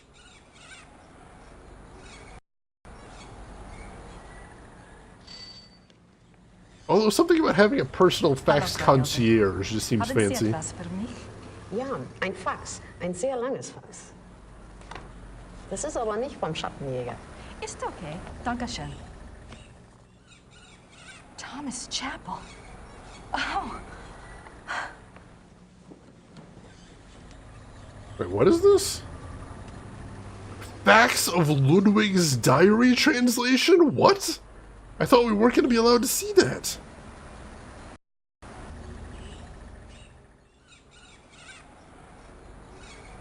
Miss Nakamura, it seems I've had a change of heart. Please keep this on the strictest confidence. Good luck on your endeavor, Thomas Chapel. Maybe the thing with Ludwig worked? 11th June 1872. Louis has convinced me to think matters through more thoroughly before I act. A trip it shall be then, to Schachen. It shall not alter my purpose, I feel, nor shall his compelling. The treaty is the ruin of my beloved Bavaria, and must be taken to task. Right, so this is Ludwig's secret diary that the government's been keeping behind closed doors. So this could have some of the big stuff we've been waiting for all stream. 3rd July 1872. The pain gets so bad I cannot hold a pen to write, but the horror is far worse than the pain. He says it was an accident, says that we can truly be one now, that it is a great adventure. I believe him 1 minute, and the next I can feel the flames of hell upon my heels. May God have mercy on my soul. He says it was an accident, says that we can truly be one now. 5th January 1874. By the power of Mary, Mother of God, I swear to refrain from the ultimate sin and to remain steadfast in my flesh. Sworn by the power of the lily, Eleanor. Steadfast in my flesh. 30th August 1879. I will not falter, but will remain true. No matter the torment or longing, I will not yield. I will control the process. God grant me strength and will. By the grace and power of the monarchy and its allegiance. De Paul Leroy, Eleanor. I will control the process. You folks catching all this stuff? This is spiraling towards what we've suspected this whole time, I think. 10th September 1880. It is all finished. Elizabeth warned me, and I discovered the truth at last. O most venomous viper at my very bosom, O lowest of the least worthy who ever breathed, my Judas, my devil, if I could tear my heart out and fling it after him in the dirt, I would. Alright, so we found out some truth about Louis here, via Elizabeth. 12th December 1880. He continues to come, the devil. I will never look upon his hideous face again. He is afraid I will tell, and I might. To destroy him, I might. When I think of the accident, now that things are clear, I wonder, was it truly an accident, or was it the plot to kill me? If so, why did he not complete it then, instead of putting me in this torment? Could he have hated me so? I wish to God he had simply ended it there. So I'm wondering if maybe what he found out was that Louis was the werewolf that bit him and turned him. 10th June 1881. Terror. Rapture. During W's music tonight, I felt a pulling. The horror nearly came upon me right there. Then the music turned, and it was gone. What can it mean? I must confide in the great friend. Perhaps he will know what has happened. Alright, so there we have it. So he was listening to Wagner's music, and he felt like he was going to change, but then it went away when the music changed. So that's where he got the idea of maybe using acoustics, I think. 2nd August 1882. The experiments go better and better. W has proved as loyal and determined as ever I believed he would be in a matter of my salvation. He says he has the formula now. It remains only to put the finishing touches on the completed opera and to draw up the diagram for the crystals. Can it truly end? I scarce dare to hope. And sure enough, he thought that Wagner in fact did have a cure to lycanthropy. April 1883. The great friend is dead. How unjust that he should be taken from me now. Where is my chance at salvation? Why has God condemned me twice? But he died of that sudden heart attack before he could finish the piece. 10th October 1885. There must be made clear funds for the crystals. Lies. Everyone lies. My own servants. What must I do? Must I sell one of my beloved castles? The crystals must be made. I grow daily less able to control my own will. How long will I be able to resist the ultimate sin? And the music is worthless without the device. Time is running out. The crystals must be made. Alright, so he had the music that he needed, the Lost Wagner opera, but he needed the crystals that were mentioned in the diagram. And he was even willing to sell one of his castles to get them. And it sounds like you need both. Make any progress there. Well, that's interesting. Alright, so that is a big text dump right there, and that definitely changes a lot of things. So I know who we need to talk to now. And it's someone we shouldn't be talking to. Well, there's a couple people we could try talking to. Let me save first before we do either of these, because both of these are kind of dick moves. But we're kind of in desperate need of information here. So I've got an idea. I hope you chat are picking up on this idea as well. Okay, so the music sound waves must be acoustically correct and the crystals vibrate at the proper frequency to cure lycanthropy. Check the chandeliers that were so specific as to be identical and specifically placed. I have not yet. But before that, here's what my idea is. Check this out. So, the guy said not to show the diary to anyone, right? Let's show it to some folks. Hey, buddy. Have you heard of Ludwig's diary? Yes, but no one is allowed to see it. It just so happens that I have a copy of an English translation right here. There's something I wanted to show you. Read this one. August 1880. The experiments go better and better. They has proved as loyal and determined as ever. It remains only to put the finishing touches on the completed opera and to make up the diagram for the crystal. My God! Wait, I want to show you something. I thought he might. I am not supposed to have looked at this myself, but I am here alone all day, so... I was hoping he'd give us access to that diary. Oh, we're definitely getting somewhere now.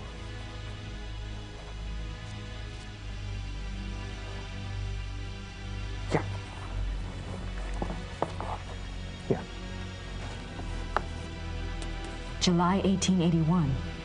Richard returned from his meeting with the king. Never have I seen him so pale. I was concerned for his heart.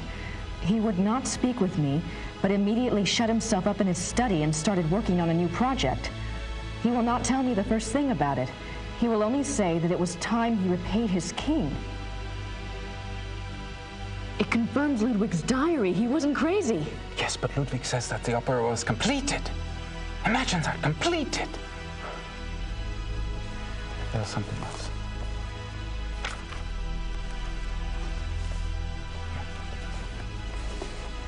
August 1882. We had a messenger tonight from the king. He brought a letter which Richard burnt. I did manage to see a bit of it. It said something about a great night in Munich and that it would be Richard's supreme triumph and someone else's destruction. Ludwig then wrote that even though he himself would probably die, his immortal soul would be freed thanks to Richard.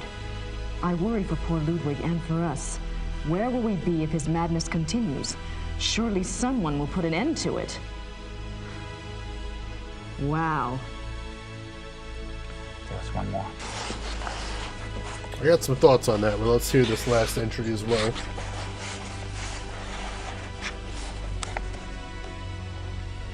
May 1883. I sent Richard's sealed package to the king, as he instructed moments before he closed his eyes forever. I could not even bring myself to care what was in it. What could it matter now? Whatever it is, I hope it brings the king good memories of Richard. He did so much for my beloved. The completed opera. The package. So just before he died, he did order the finished music sent to Ludwig. So it does exist, and it was in Ludwig's hands. We've got confirmation of that now from Ludwig's own diary and from Wagner's wife's diary. We're on to something, and we hit chapter 5 finally. But what I was thinking there, I wanted to mention, is the second entry in there mentioned that he said that he'd be free at last even though he may die. So I'm wondering now, did he really think it was a cure for lycanthropy? Or did maybe he think it was a way to destroy whoever turned him, presumably the Black Wolf? Is that something to think about as well?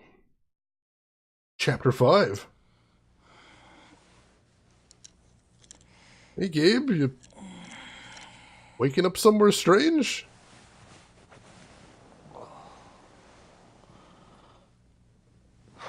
That's not the farmhouse. Oh, did he crash at Baron von Glover's place? I know he mentioned he was going to stop by there.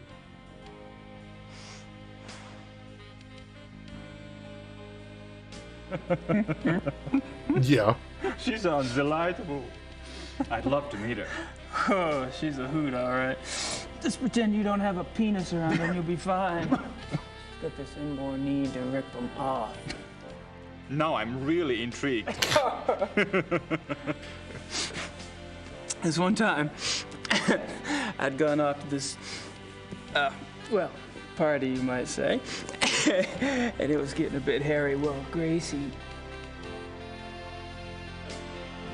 Oh. Hello. Better. Come here, Kleiner.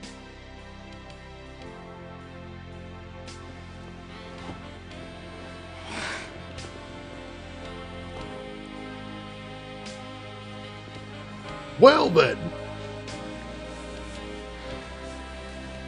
Yeah, you just Beta does not speak English, but then she has her own methods of communication. Put the kids to bed. I should leave you two kids alone. Oh, don't be silly.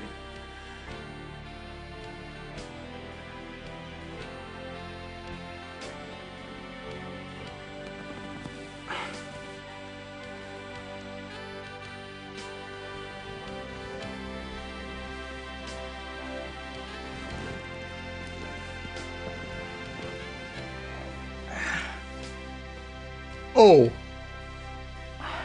He's into sharing. Friedrich, I can't just take your date. Why not? I didn't expect her tonight. And for some reason I don't find myself in that mood.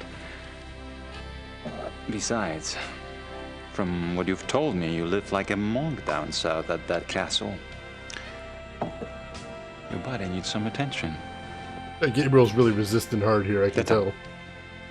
Zeige ihm sein Schlafzimmer.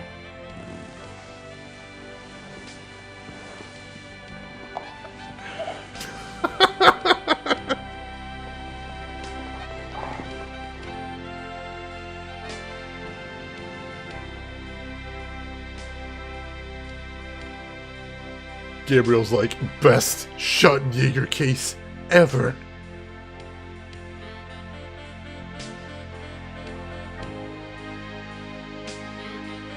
And he looks mysteriously intense as always.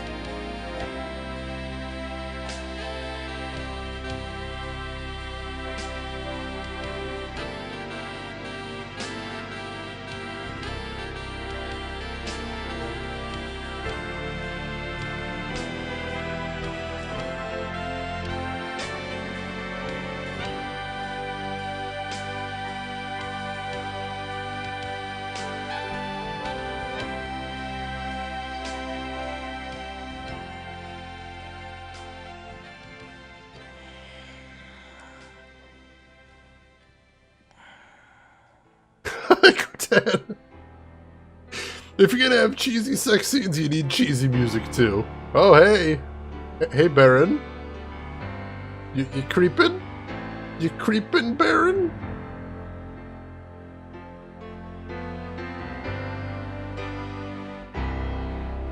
Hey, what you up to there, buddy? Yeah, sure, just creep right up. Don't you touch that. That's not for you.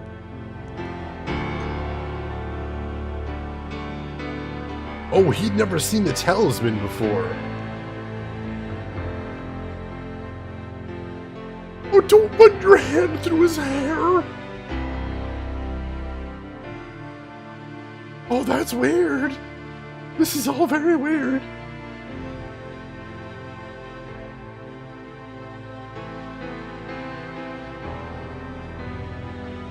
Okay. No, hope you had a good time. That.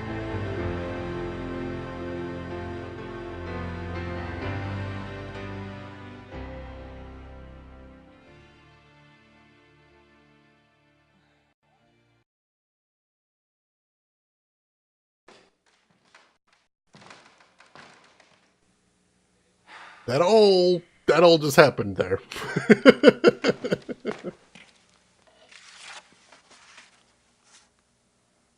Oops. Gabriel, I have some business to attend to. I like the error at the bottom. Alright, so the Baron's not home.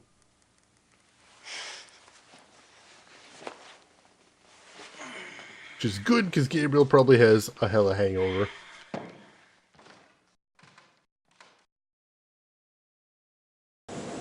Alright!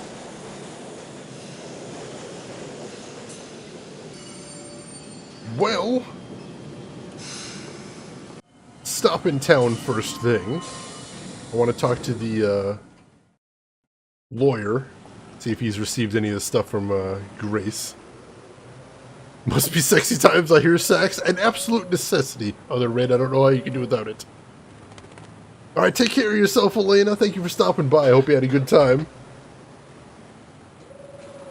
But yeah, look at what we learned there. The important thing from that incredibly ridiculous and weird scene. There was one important thing, and that was that the Baron did not know before that Gabriel was a Schottenjäger. He'd been weaving around it, even though he knew he was Ritter, he might not have put two and two together because Gabriel was kind of a dumb American. But seeing the talisman right now would have solidified it in his mind. If the Baron didn't know everything about who and what Gabriel was, he definitely knows now.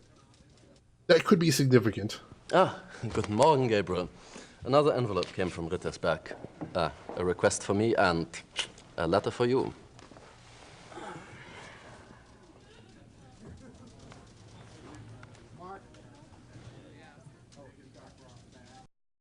Something occurs to me, too. If Grace received a fax, why hasn't she been faxing Germany? I guess she didn't have the fax number, but it seemed like if she has the address, it'd be easy enough to find out. Alright, let us check out Grace's letter. Gabriel, I've been busy on this case, and it's starting to pay off. Thought I'd fill you in. There's definitely something going on with Ludwig II. I'm pretty sure he was involved with a werewolf. In fact, he was probably turned into one himself. Anyway, something happened to him on this hunting trip, and afterwards he fits the profile in the lore book to a T. It's really fascinating. There's an American couple here, the Smiths. They're from Pennsylvania, if you can believe it. Mrs. Smith has been telling me all about your fortune, and she's sure you're tied in with Ludwig somehow. She also told me to warn you to beware the Black Wolf. Have you learned anything about that yet? So don't tell me where you're staying, as if I care. Really, we're supposed to be a team, Gabriel. I'm holding up my end. Ouch. I've about done all I can down here, and if you want, I can join you there soon. Perhaps I'll see something I recognize from my research. I'm serious. Grace. Christ, she's losing it. Ludwig II, a werewolf. Yeah, right. And once again, he's just going to shrug all of it off. Oh, Gabriel. I don't want to discuss anything heavy till I've picked up my tape recorder. Oh yeah, we need to do that as well. I'm off. See you, Harry. Goodbye. I want to point out, too, Grace has been doing nothing but hitting the books this entire time. Tons and tons of research that is put together, literally solving historical mysteries. Gabriel, on the other hand, literally fucking around. just want to point that out for anybody that hadn't noticed that yet. Alright, let's start a new save file. Town, day 5. And, like he said, we need to go pick up that tape recorder. Because, for those who weren't here last stream, that was the last thing he did, is in that creepy exclusive gentleman's club he's been investigating. Some of them were having a private conversation, and since he's suspicious of basically everyone in there, he managed to hide his cassette recorder inside a magazine and turn it on and slip it in a nearby table, so he's hoping he'll be able to hear some of what they were talking about. That could be a huge coup as far as figuring out what exactly they're up to and what to expect next. So let's go see if we can pick that up now and have a little listen. Hey, Xavier. The men will be meeting here later today for the trip. I'm sure they won't wait for you, so you might want to be on time. I'll be here. Sweet of you to worry, though. I love the two of them bouncing off each other. Just two characters that need to get along and just hate the hell out of each other. Just the right size. Here we go.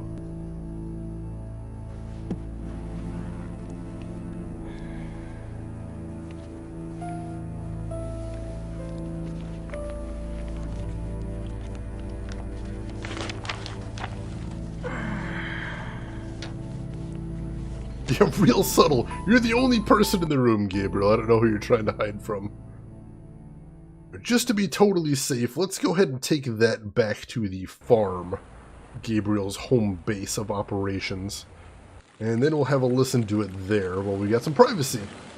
Aside from, you know, that wolf that appeared to be stalking around there last time Gabriel went back. Besides that.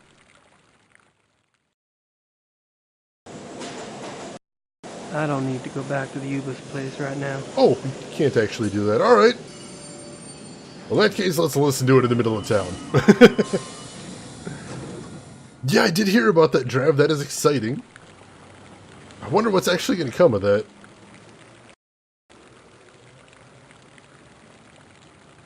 I recorded some of Anzel's conversation last night. Unfortunately, it's in German. Oh, right, and you don't speak any German. Maybe we can ask your lawyer. No, this is a really bad idea. The lawyer did mention if you have anything you need translated to come to him. Although this could be all kinds of weird and conspiratorial stuff, but cripes, who else do we have to ask? Exactly, Rin. I mean, this could potentially be a tape about murderous werewolves, so this could go very strange directions. But what the heck? We just had a weird, smooth jazz sex scene, and then the Baron just gently caressing Gabriel's hair in his sleep. Let's just go full weird. Let's go all the weird. Can I bother you for another favor? I need something translated, and I need somebody I can trust to do it. And you're asking me? You obviously don't know German lawyers. That's probably a joke. Harry, you're such a kidder. But seriously. Okay. Here it is. Wir müssen miteinander reden. We should talk? Nein. No? Es ist meine Karriere, verdammt noch einmal. Vielleicht sogar mehr, wenn die...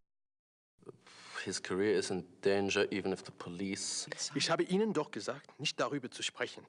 I told you not to speak of it. Aber ich denke mir, dass die Polizei bereits weiß, dass unsere Wölfe nichts damit zu tun haben. Die können einen Test machen an den Körpern. The police must know that our wolves are not responsible. There are tests they can perform on the bodies. Gut. Ihre geflüchteten Wölfe sind keine Killer. Was soll's? Halten Sie nur Ihren Mund. Sie sind damit besser dran. So, your escape wolves are not the killers. What's the problem? Aber Herr Knight, er kam gestern Morgen zu meinem Büro. Er hat viele Fragen gestellt. He says you've been asking a lot of questions. Rodney. Worüber? About what? Über die Wölfe. About the wolves. Who are these men? Just friend.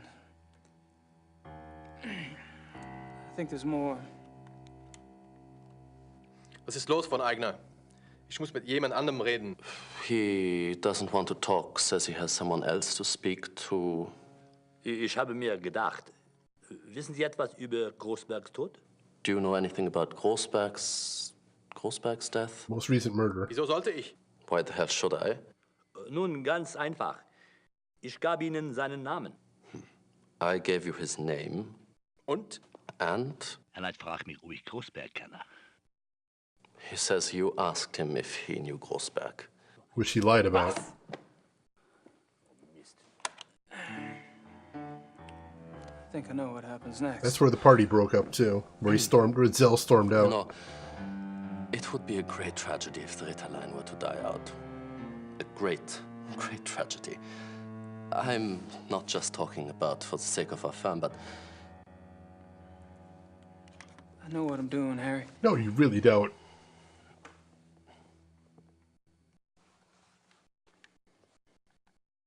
And you can tell he's nodding like, are you sure about that? Are you really sure about that?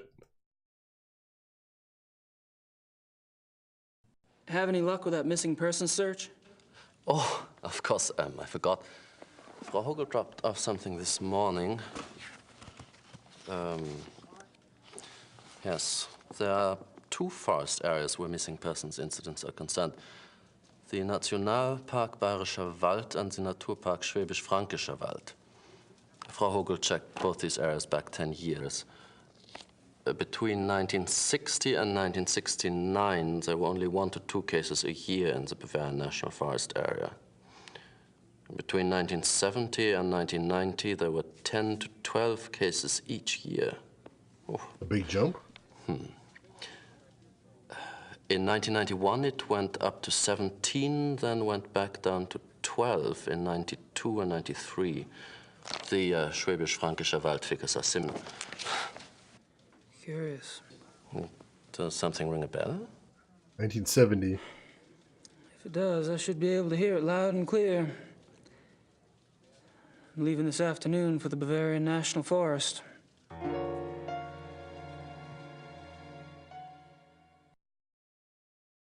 So in case you don't remember, 1970 is the year that Baron von Glower came to Bavaria and set up the hunting lodge.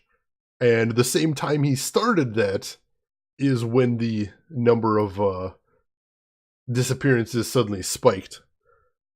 Was it 72? I thought it was 1970, Ralphine, and 1972 was when Xavier was hired. I could be wrong about that, but still, that's not a coincidence. I'm pretty sure about this. I don't have anything else to say. Well, I'm off. See you, Harry. Goodbye. So yeah, as soon as he shows up and starts the hunting lodge, boom, all of a sudden, 6 times as many disappearances in the forest. That's suspicious. Stupid enter key being all big and stuff. Ooh, alright. Well, that is definitely interesting right there. Alright, let's make a new save. First thing.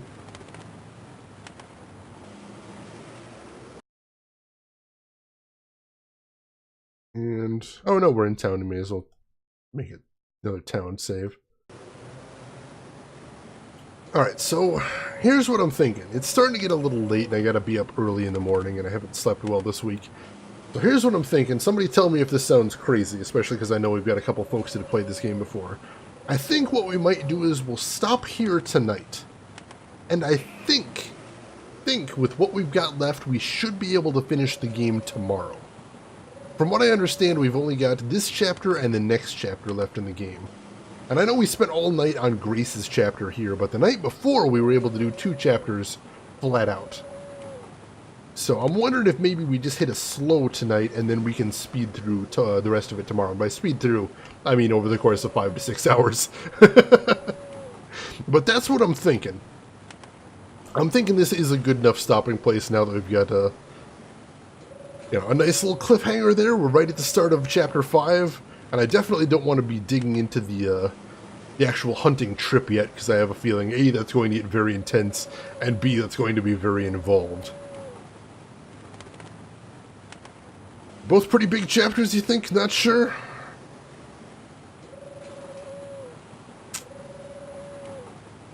I don't think I have time to jump into one tonight then. Alright, let's go ahead and leave it here then.